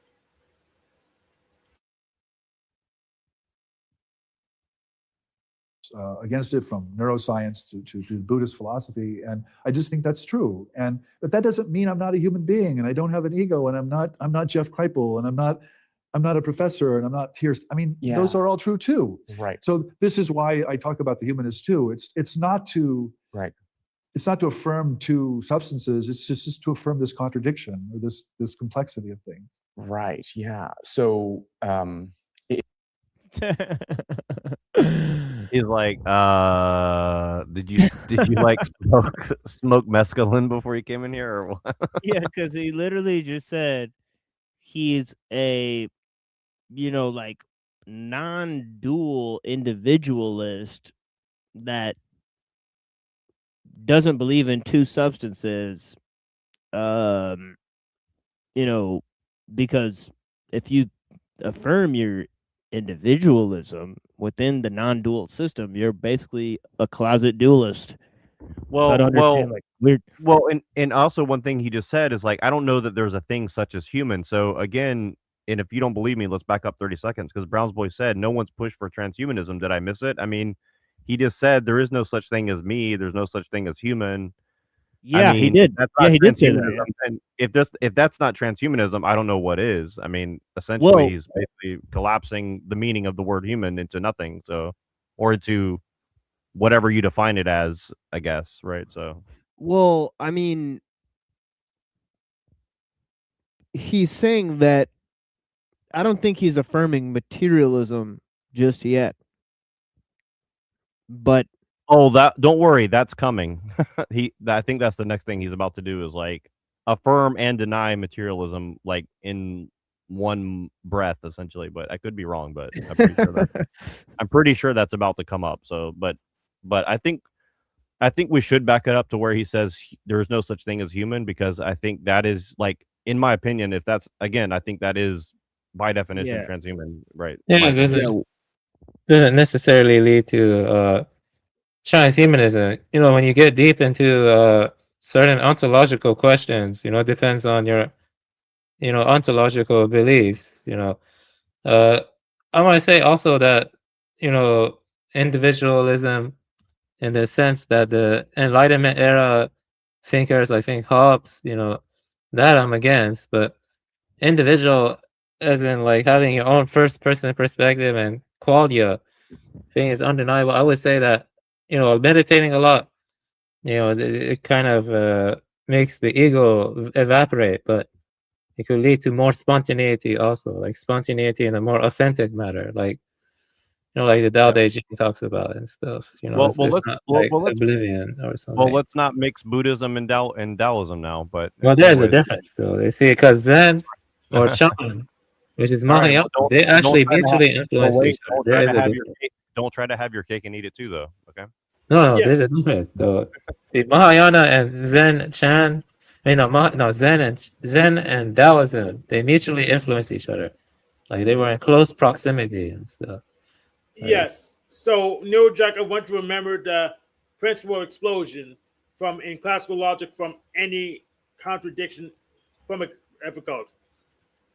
theorem according to which any statement can be proven from a contradiction. So in classical logic, if you make a contradiction, you can prove anything you damn well please, which is why he may be doing this. So we have to kind of ignore the fog and look for what he actually believes from his actions. Right. Well, and also, you know, I'm sorry to be a dick, but let's go back and just make sure we hear him say, "There's no such thing as human. There's no such thing as myself," because again, I think that's a huge. Yeah, I went back 10 seconds. Yeah, but I only have also, 30 more minutes. So yeah, I get it. But and then after this, after he says the material thing, I think let's go to the part that Avian wants to talk about, just to, you know, in the sake of time. But also, Hank, if you hear anything that's like solipsist, please point that out, because I think that he is smuggling in Descartes, in my opinion. But how exactly he's doing that, I'm not 100% sure, but I definitely think he's smuggling that in, personally. But copy. Yeah, so we can continue this at another time, but I have 30 more minutes, so let's see how much more we can get through.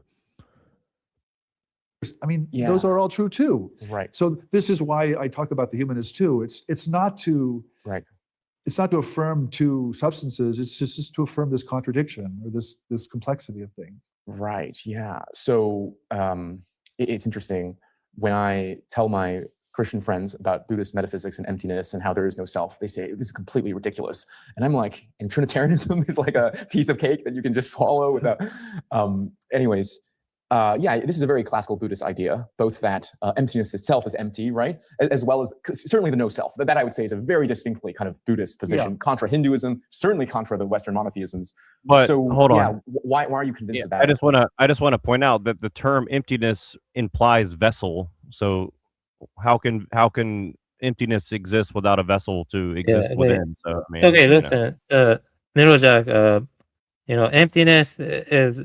I'll just make it simple for you. Okay, it's the idea that that there are no like there's reality is not made of isolated little objects carrying fully independent private properties. It's that things, you know, like a coin. Okay, let's say there's a coin.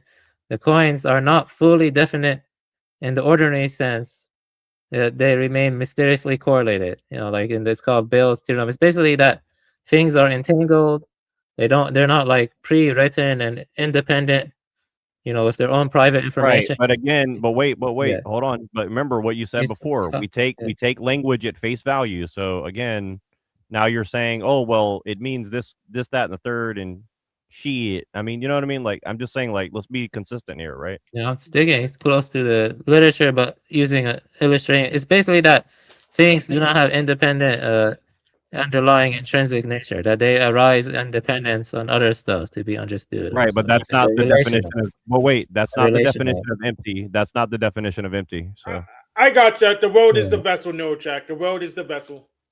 It's called Shanyata in the literature. He was talking about emptiness and the Shunyata Buddhist sense. That kind of Right, has but parallels. right, but Parallels. without a vessel, without something to contain emptiness, there is no emptiness, right? You can't have emptiness and nothing, right? So It's not nothing, but that's not what emptiness is talking about. Emptiness is kind of talking about how yin and yang arise dependent on each other, kind of like that. Like they're right, so inextricably it tied, they're implies that there's a entangled. substance. So it implies substance, right? No, it does not imply substance. It implies that that things lack intrinsic underlying nature, that they lack substance. Yeah. Right. Yeah, you don't need So substance, you just need contrast. it's paradoxical and it doesn't have any logical or coherent thing, right? So again, Nope, just like Christianity, you just don't like need substance, Christianity, you it just has need no contrast. it has no logic, it has no coherence, it has no No, I meaning, it never clashes argued all that meaning in on Christianity itself. has no logic or coherence. I said the foundational core beliefs of Christians are the incarnation and resurrection. That's what I said. Those are the Right, central but you're beliefs. changing the definition of empty to mean like whatever you're just saying now, which is not the definition of empty. So okay, but The anyway, I vessel's just want to point that the out. world's a vessel. It's that simple. No, the thing is, let's not say emptiness. Let's just say shanyata, because emptiness is the English translation of shanyata. It's just the Buddhist idea, shanyata. Right, but again, he's speaking to an English audience. He's not saying all that, right? So he's just Yes, translated as emptiness, right. in So English again, language. you see what I'm saying, where people are like saying, well, the Bible says this and Christianity says that because that's what the words say." It's like, well, it's not that simple, and you're like, no, it is that simple. So I'm just pointing out, like, everything that you've now claimed about Christianity is now going to apply right back to you. So again, that's why I warned you. Is like, you're digging your own grave, but that's why I'm trying to explain to you. So go ahead, let's continue. So what's wrong with just having the world be the vessel for your for emptiness? No, Jack. Well, they reject material, so that's. I that doesn't reject really- material too. So what's wrong with having the world be the vessel?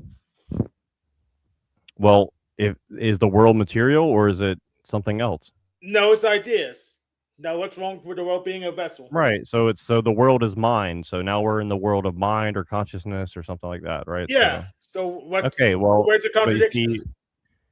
okay, but see, that's not what the world means to most people. The world means like material existence. Bandwagon Yeah, both of these guys are basically idealists. Neuro. Yeah, I might be too. I'm just saying, like, the words that you use are gonna be imprinted upon depending on the person that you're talking to, right? So that's kind of what I'm trying to get at, right? So Yeah. So when you say most right. people So believe what I'm this, saying well, is I don't that care. language has implications, and you can't get around that. That's what I'm trying to get at. Go ahead. Yeah, but what most people believe is stupid. So I reject that on space.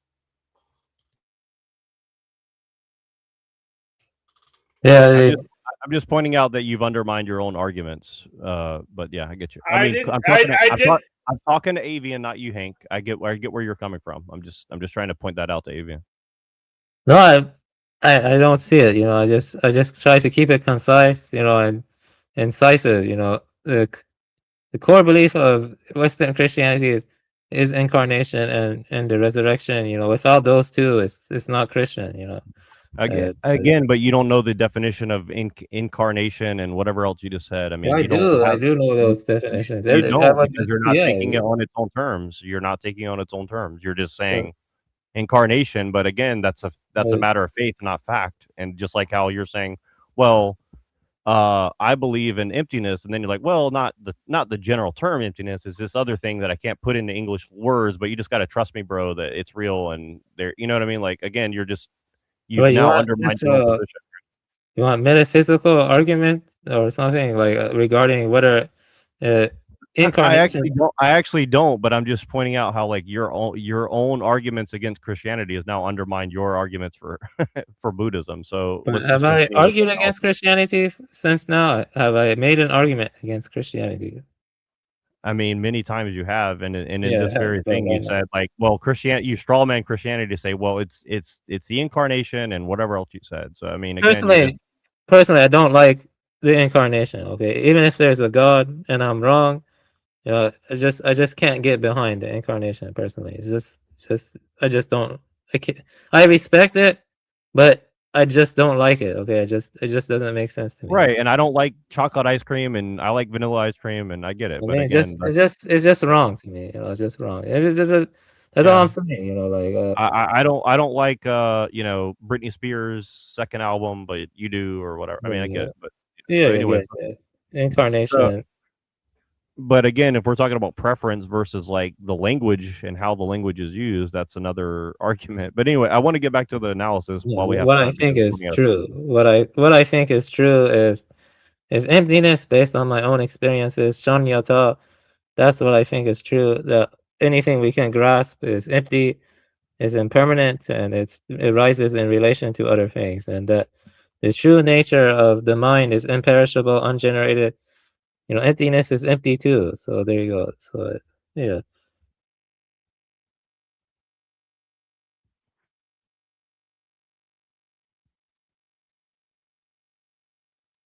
Yeah. I just see so much evidence for it. Please. For example, death. You know, I mean, every human being on this planet is going to die. Life is going to annihilate the ego of every single person, all 8 billion people. So clearly, Again, another assumption, that's not another ultimate. assumption, and another assertion with no evidence. Yeah, this is the materialism part. I take it. Yeah, he's getting to this materialism right now. Okay, but you know better than I the research coming out of UVA and reincarnation. You know very well how the soul exists in the Christian. Well, again, so what? So you have these reincarnation memories. I understand that the ego or the self is that people have extraordinary experiences of it around death. And the thing about reincarnation is these are memories that children have. We don't actually know that these things exist. He said, "So what?" What a flippant response, honestly. Yes. Right, but come on, hold it. We know the memories exist because they can reference them, idiots. Right. Well, and again, I think he's smuggling in solipsism right here, in my opinion. So this is kind of what I'm trying to get at. But yeah, he denied they had memories. Like it's just like no. It's like weird. To say that clearly you're not making the claim, maybe you are, that physical death, it just well, this is the knockdown argument for non-self, because you know the Christians will say, well, the soul survives and there will be a physical. But does it? What's your evidence for that? I mean, again, you don't believe a soul or something survives after death. I think he said it doesn't. Period. And then he said, "What's your evidence for that?" This guy's a friggin' idiot, dude. Like, what? What evidence do you have that the death is all there is? You fucking moron. Like, what the hell? Consciousness survives. I'm not sure the soul. I don't think the soul does. I don't think immortality is personal, and I do think that there is a survival of persons, you know, beyond death, but I don't think it's ultimate. What? In other words, you know, somebody can have reincarnation. Huh? What, they just get an extra life like Super Mario, of course. Right. Memories, somebody can have a near-death experience. You know, mediumship. All these things can happen. Mediumship can happen, and I think they're all. Yeah, that's when that's when the big guy puts another coin in, right? Yes. Get another life. All real in the sense that they actually happen, but I don't believe for 1 second that Jeff will exist, you know, in any sense, you know, down the pike. Okay, well, this is a very interesting claim, right? Because again, let's take the reincarnation data, where again, it's temporary. Right. So it seems to me all the phenomenon you mentioned there, and it's actually really surprising in this interview. I wasn't expecting this, which is great. It seems like the easiest explanation for all of this data that mediums talking to spirits, if you take the data seriously, the reincarnation data, sightings of dead people, is that there is some continuation of the person after death. I mean, it doesn't necessitate that. But I think there is. I just don't think it's ultimate. I don't think it's permanent. I think there is continuation of the personality after death.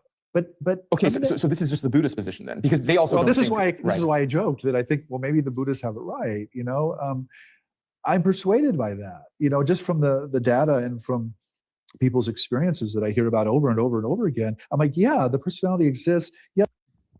Sounds like he believes in ghosts. I'm just gonna put that out there. No, it's kind of clear that there's the first death where your body dies, and second death is when you're forgotten. So That's you don't even have to believe in any metaphysics to know that. That's just plain, just patently obvious.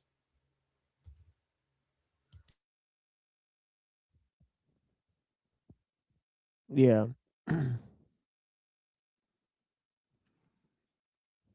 Yeah, Pinball machine. I think the repository consciousness, as the Lancaster talks about, some degree of independence from brain activity. So memory is its own localized field, but the memory itself, it's like transforming or something, unless one purifies that with prajna paramita, with meditation and other stuff. There's a causal continuum that continues from this life to the next. I don't think there is a permanent self that goes through that causal continuum. It's more like seeds that you plant through this life and stuff, and that has certain energy, like habit energy that goes from this life to the next. You know, the different Buddhists describe rebirth differently and stuff, but overall it involves volitional dispositions sprouting from to the next life and stuff. So yeah, there is rebirth and stuff in Buddhism and stuff like that. I accept rebirth. Yeah, I think rebirth is true. Stuff like that. I think the memory and the habit energies, they're kind of like soil in like some other space of mind or something like that. And that soil is like, you know, like sprouting and other stuff. It's kind of like morphic resonance, but not exactly, but there is some overlap with morphic resonance, stuff like that. You see that in the Lankavatara Sutra, stuff like that, and other sutras too, and stuff. Yeah, Buddhists don't agree on every single thing. There are variations in the schools, just like with Christianity and other traditions, and even Islam. There's variations, different schools and other stuff. You know, different interpretations of the foundational beliefs.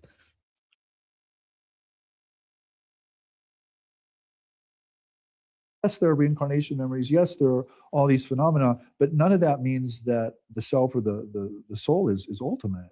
So, I mean, I've been to UVA, I've been to the department, and there's this whole, you know, I don't know what it's not out like now, but when Bruce was not retired, he had all these filing cabinets behind him of near-death experiences, and you'd walk across the hallway to Jim Tucker's office. Jim's retired now too, and there were all these filing cabinets on children who remember previous lives. I'm like, well, how are those connected?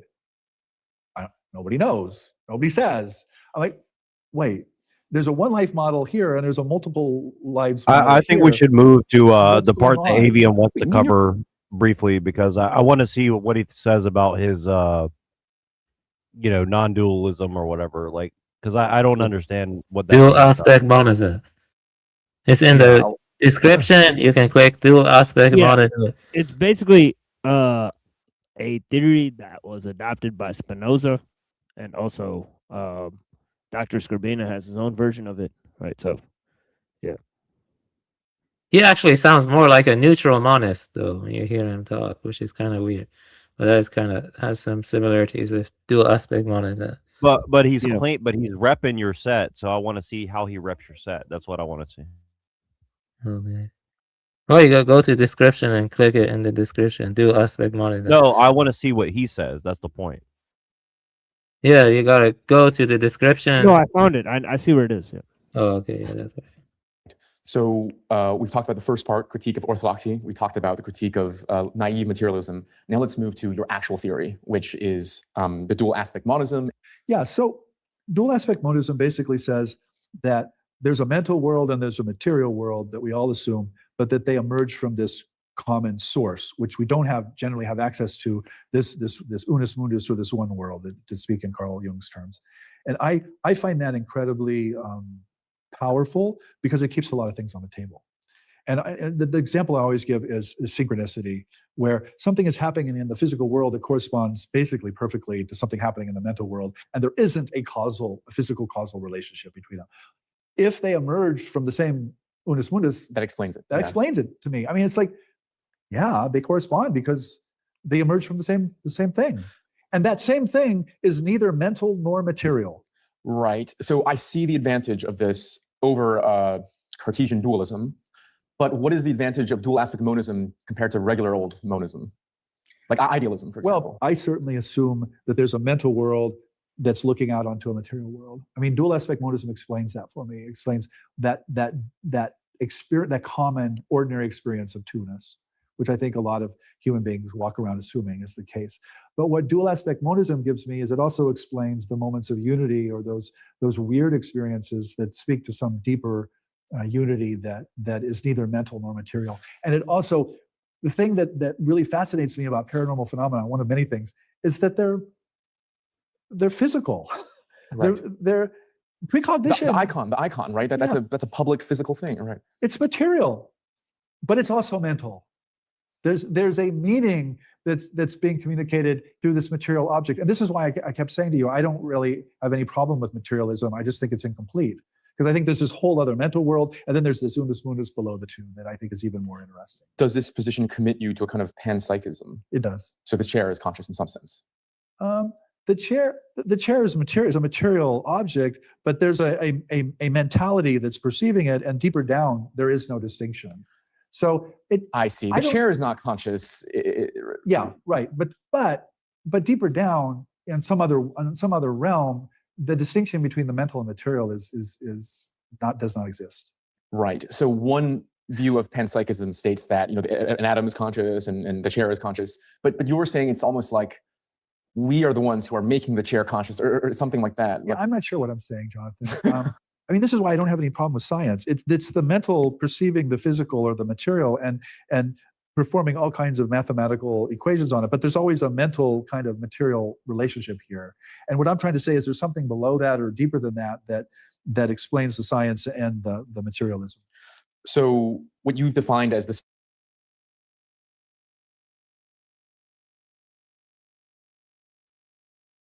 I don't know what to say to that. I mean, yes, I guess, but I don't know how that relates to anything else you said, basically.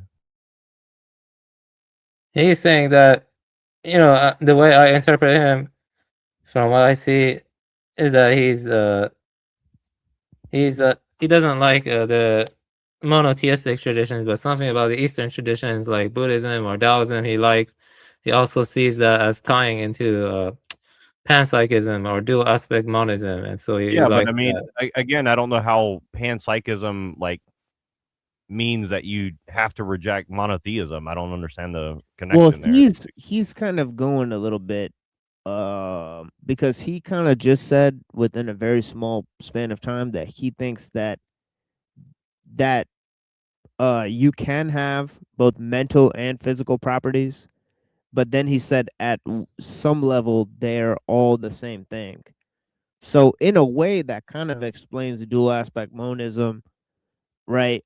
Because the mental and the physical properties align in some sort of basic, sort of sublation, of their entire, schema. So basically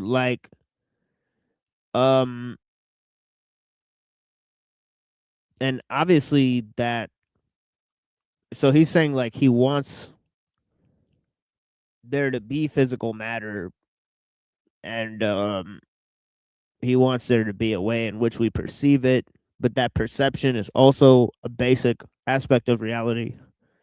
It's not something that's sort of emanating or extruding from the physical matter, right?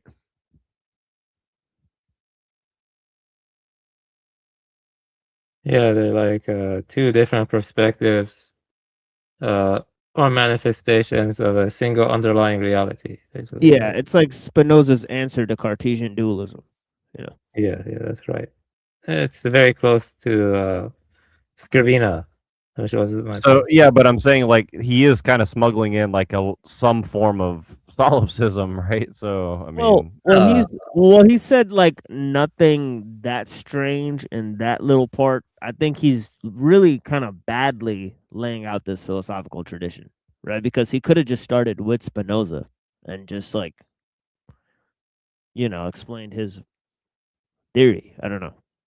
Yeah, I just want to mention a couple things before we get off here, because I do want to revisit this at a different time when we have more time. But yeah, the chandelier holds significant occult and esoteric symbolism, themes of illumination, divine knowledge, and the light bearer, quote unquote, Luciferian concept.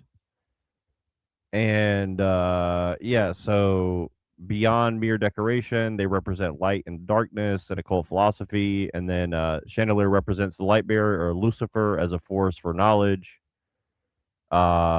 Swinging chandeliers, in Eastern Orthodox or some esoteric traditions, chandeliers are swung during specific profound rituals such as Pascha or at the chanting of Polyelios, whatever that means. I don't know what that means, but the presence of angels who dance and rejoice around the throne of God, the creation of the world. And actually, I had to redo this because I did the search for this before, and it immediately went to Luciferianism, and then I came back to the page, and it deleted the whole Luciferian angles. I had to go look it up again. So I thought that was pretty weird. But it says the axis mundi and macrocosm, suspended from the ceiling. Chandelier represents the axis mundi, the cosmic axis, connecting the earthly realm to the celestial dome above. As above, so below. And it goes into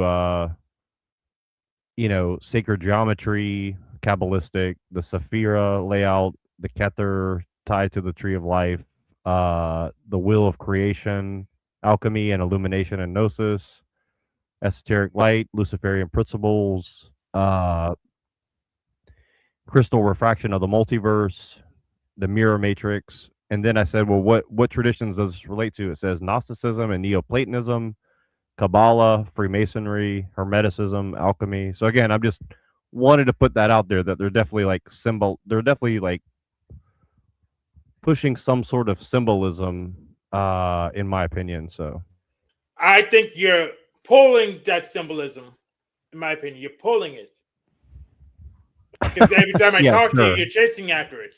Right. I'm sure they just decided to record an interview with a chandelier and black, everything around them, and I'm sure, yeah, it's all. Overall, I think that video was not that great. It's it kind of spread too many misconceptions. I don't like the manner in which they speak. Kind of like wishy-washy, really wishy-washy video. It's not direct. It's not concise. It's not like listening to Scribina. Scribina is very, scholarly and very precise in its way of speaking. Or Castro. I mean, they just sucked in general. It is. Well, but they're selling.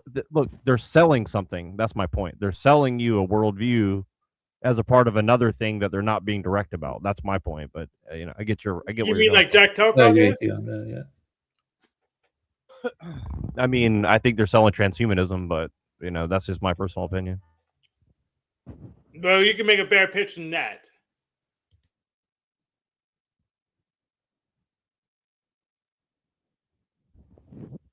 Yeah, I mean, I'm gonna have to go back and dissect this a little bit more on my own, but like, I'm pretty confident that they're trying to sell whatever. And again, I'm not saying I'm totally against panpsychism. Like, generally speaking, I think panpsychism and like animism are pretty,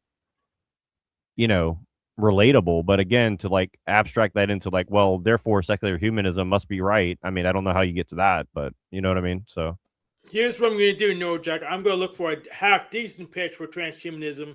Then you can dissect that. Because this is just sloppy. Yeah, I agree.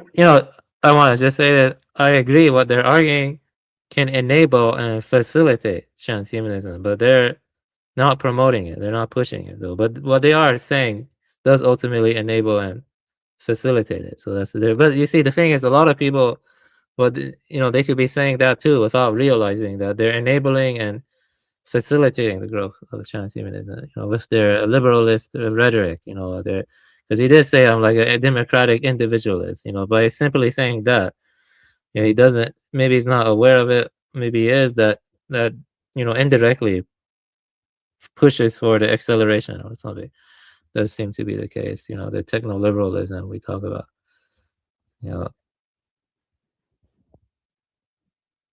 So I would say enable and facilitate. If you want more about Buddhism, you can ask me any questions right now. I can tell you about Mahayana. Well, I don't think we have a lot of time, but I mean, again, I don't even think that like everything that Descartes or Spinoza said is probably wrong, right? I'm just saying that like it's being used for a particular purpose, clearly to me. I mean, what purpose exactly I'm not sure, but again, I don't think you can separate, all the things he said in the beginning, and then he just goes and makes this argument that's coherent, and then like uses that as his foundation of like all the other bullshit he said. Like, I think that's pretty weird, So, and I think it's like not. I don't think it's because he's stupid necessarily. I mean, maybe he is, or maybe he just did a lot of LSD, but he seems to be pretty, sure of what he's doing, right? So what exactly that is, I don't know, but I mean, he's like literally the chair of like the UFO cache of and parapsychology and all these other things. So like very clearly he's pretty invested in that worldview, even though he claims that like, well, I'm not going to say that I believe in it, but it's like, okay, but you've dedicated your life to like archiving it. So, I mean, it has some meaning to you, clearly, right? Yeah, you gotta realize you can twist practically any ideology or tradition for whatever you want. You can twist or pervert it for anything. Any ideology can be twisted or perverted. Ultimately, if someone is disingenuous or whatever. Right. And they're doing that, and he's clearly doing that with Christianity and in Of course, denial about it. yeah, And he's doing indeed. it with Buddhism and he's denying it. So I mean, yeah. And now he's doing it with panpsychism and denying it. So You sure this man is a transhumanist? Because I'm looking it up.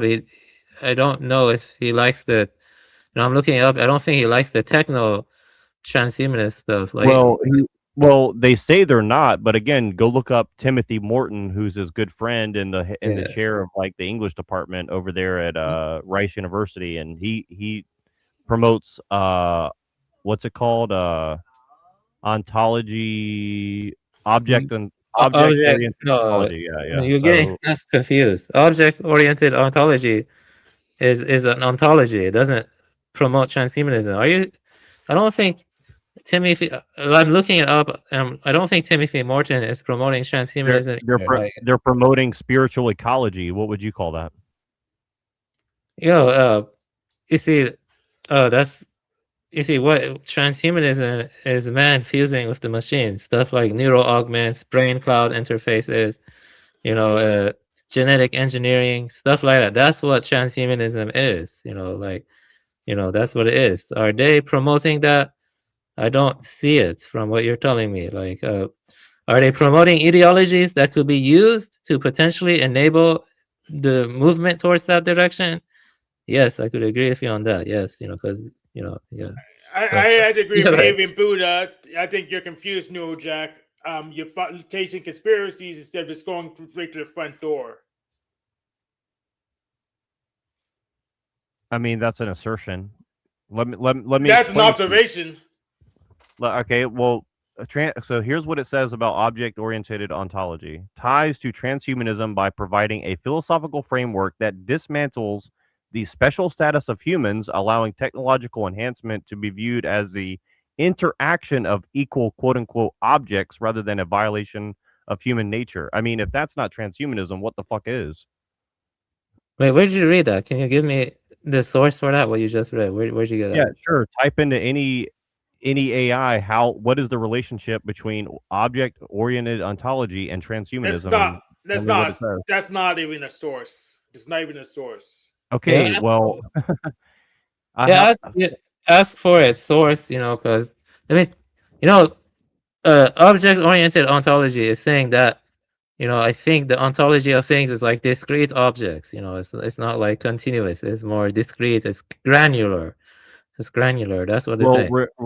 Rejecting that human nature has a special place in the universe is kind of self-contradictory. I mean, if I'm a cat and I say, well, cats don't have a special place in the universe, I mean, that's self-contradictory in my opinion. I mean, it doesn't in your heart.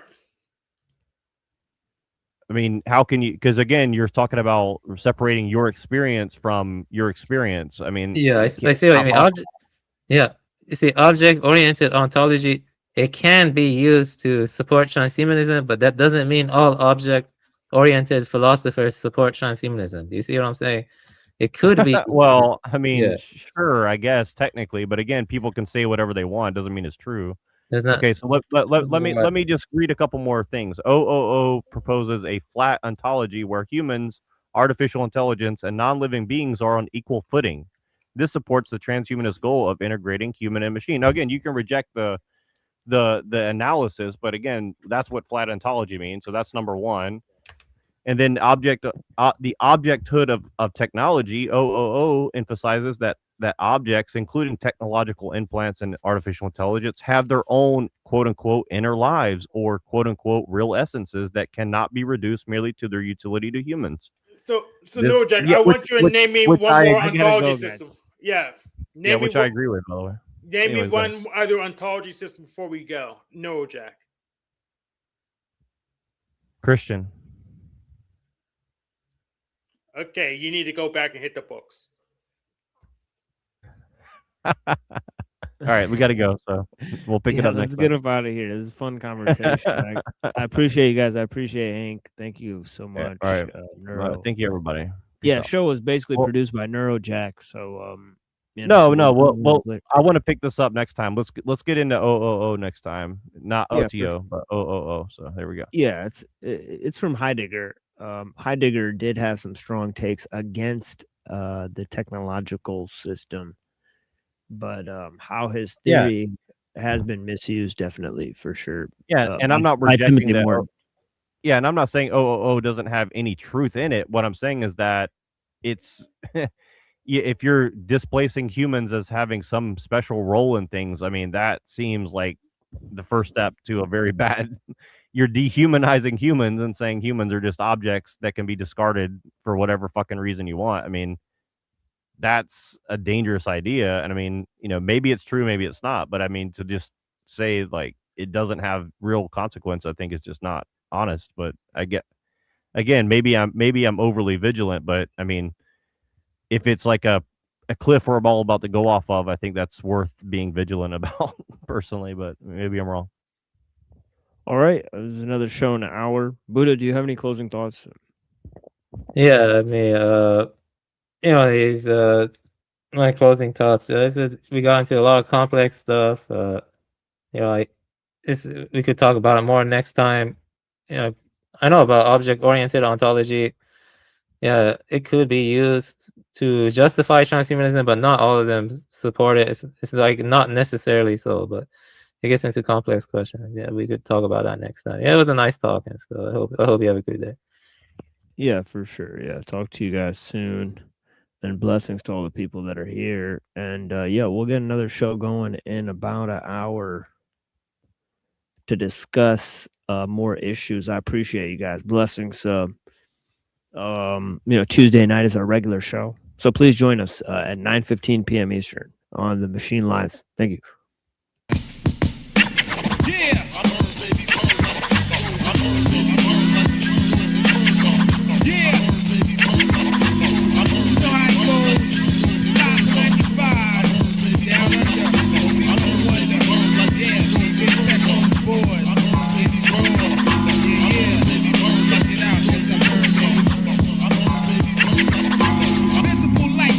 States of blindness, the finest display of advanced lyrical highness.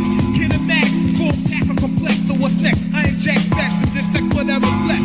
The priest prays for what he says. I don't figure. It's terror, nigga, clever with a Beretta and never bigger. The triggers lean in the scene, becomes malicious. The black large and vicious destroys of fictitious traveling blood cells. The hit lymphatic and brain can't maintain the pain, then splatter. Sustenance for glad to inhale the nocturnal feast. If not, I seem paler. The green ale, the lock stock for antidotes. I gather needles, gels, and cells from cantaloupes. Scan a scope, the heavens and hell to try and locate the medical killer sect who wrecked their whole state. The known fate's apocalyptic. That's why I kicked it to stop afflicted. Who's not gifted? Father rips shit like wet linen. The Indian becomes sebaceous. Kept women to say this remain faces. Throughout the metro, the klepto gain status. I'm iller than any serial killer. Don't add us.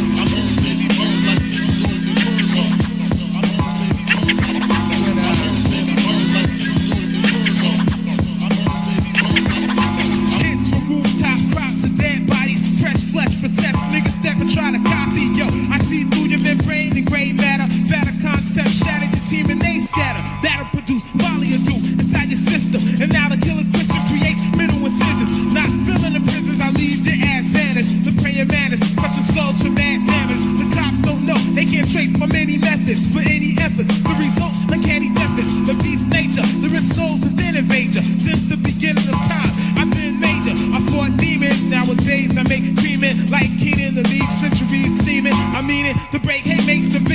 and metacarpus. I extract black vertebrae and burn your carcass. Endoparasital spittle turns to brittle, little sick. In my whole clique, I have a quitter when I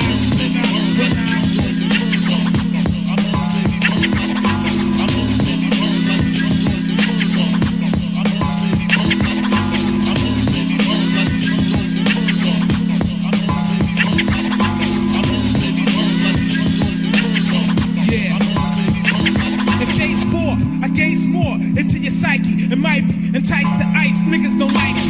Slightly on course, the force accelerates and elevates to the whole world obliterates. Until that time, I resign into the chamber, release anger on the populace to hang you. I'm dropping this to bang you, produce holes in your hollow husk with just a bust. You be tomorrow's dust. I trick parasite, walk wave, seek out newborn specimen, the hot honeys a freak out and eat out. Yeah, right, fat gas administered.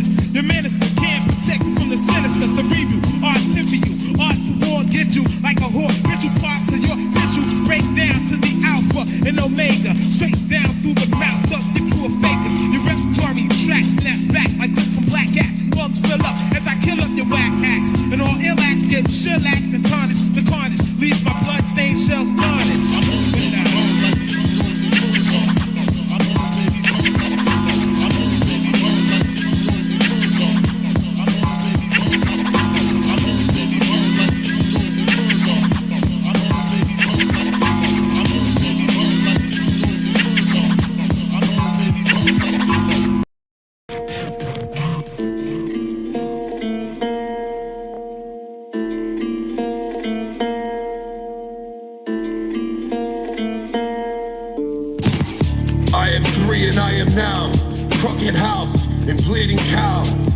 Choice, woman with piercing voice, sever the legs of the walking dead, grow and bold move, soldier soul on an island that haunted Poseidon, wicked and violent, smoke and peppermint, Stephen King, Stranger Things, demonic rings I wear, grief of the day and murder by moon before the sacred bear, deep in a well and many will go, door of the lizard and clockwork and horror show, reefer and wine, dance of the divine, your soul is on the line. Coven of truth and coven of death. Coven of truth and coven of death. Coven of truth and coven of death. Coven of truth and coven of death. It's eucalyptus, Ulysses' mistress, insane in the mainframe in the city twisted, going to ballistics. Sort of a wizard, sort of was gifted. Sort of write scriptures, last Sumerian scribe to survive. I rise from the catacomb, laid to a city lay waste of scattered bones. In the center, the cathedrals was a golden throne. Open mics when they spoke in poems. Reverb levels on the highest level. Capacity unknown, travel with the storm. Trapped in the war zone. Coven of truth and coven of death. Coven of truth and coven of death. Coven of truth and coven of death. Coven of truth and coven of death. Course throughout the maze, spoken haze, razor blades, blind you in a second, leave the old world dead and I'm here instead. Bleed out the deer, set out and he's near, hand and spear, dogma and rituals. I'm hearing the physical, deadlier chemicals carry you home. One song of the general, war tongue in the nightly sun. What is life a major? It's life a wager between Satan and Savior. Lightsaber decapitation by nature. Encased in spaceships, travel navigator under the new stars. Just a navigator under new stars in contemplation. I await this, measurements of treasure. A goddess that brought me nectar. Coven of truth and coven of death. Coven of truth and coven of death. Coven of truth and coven of death.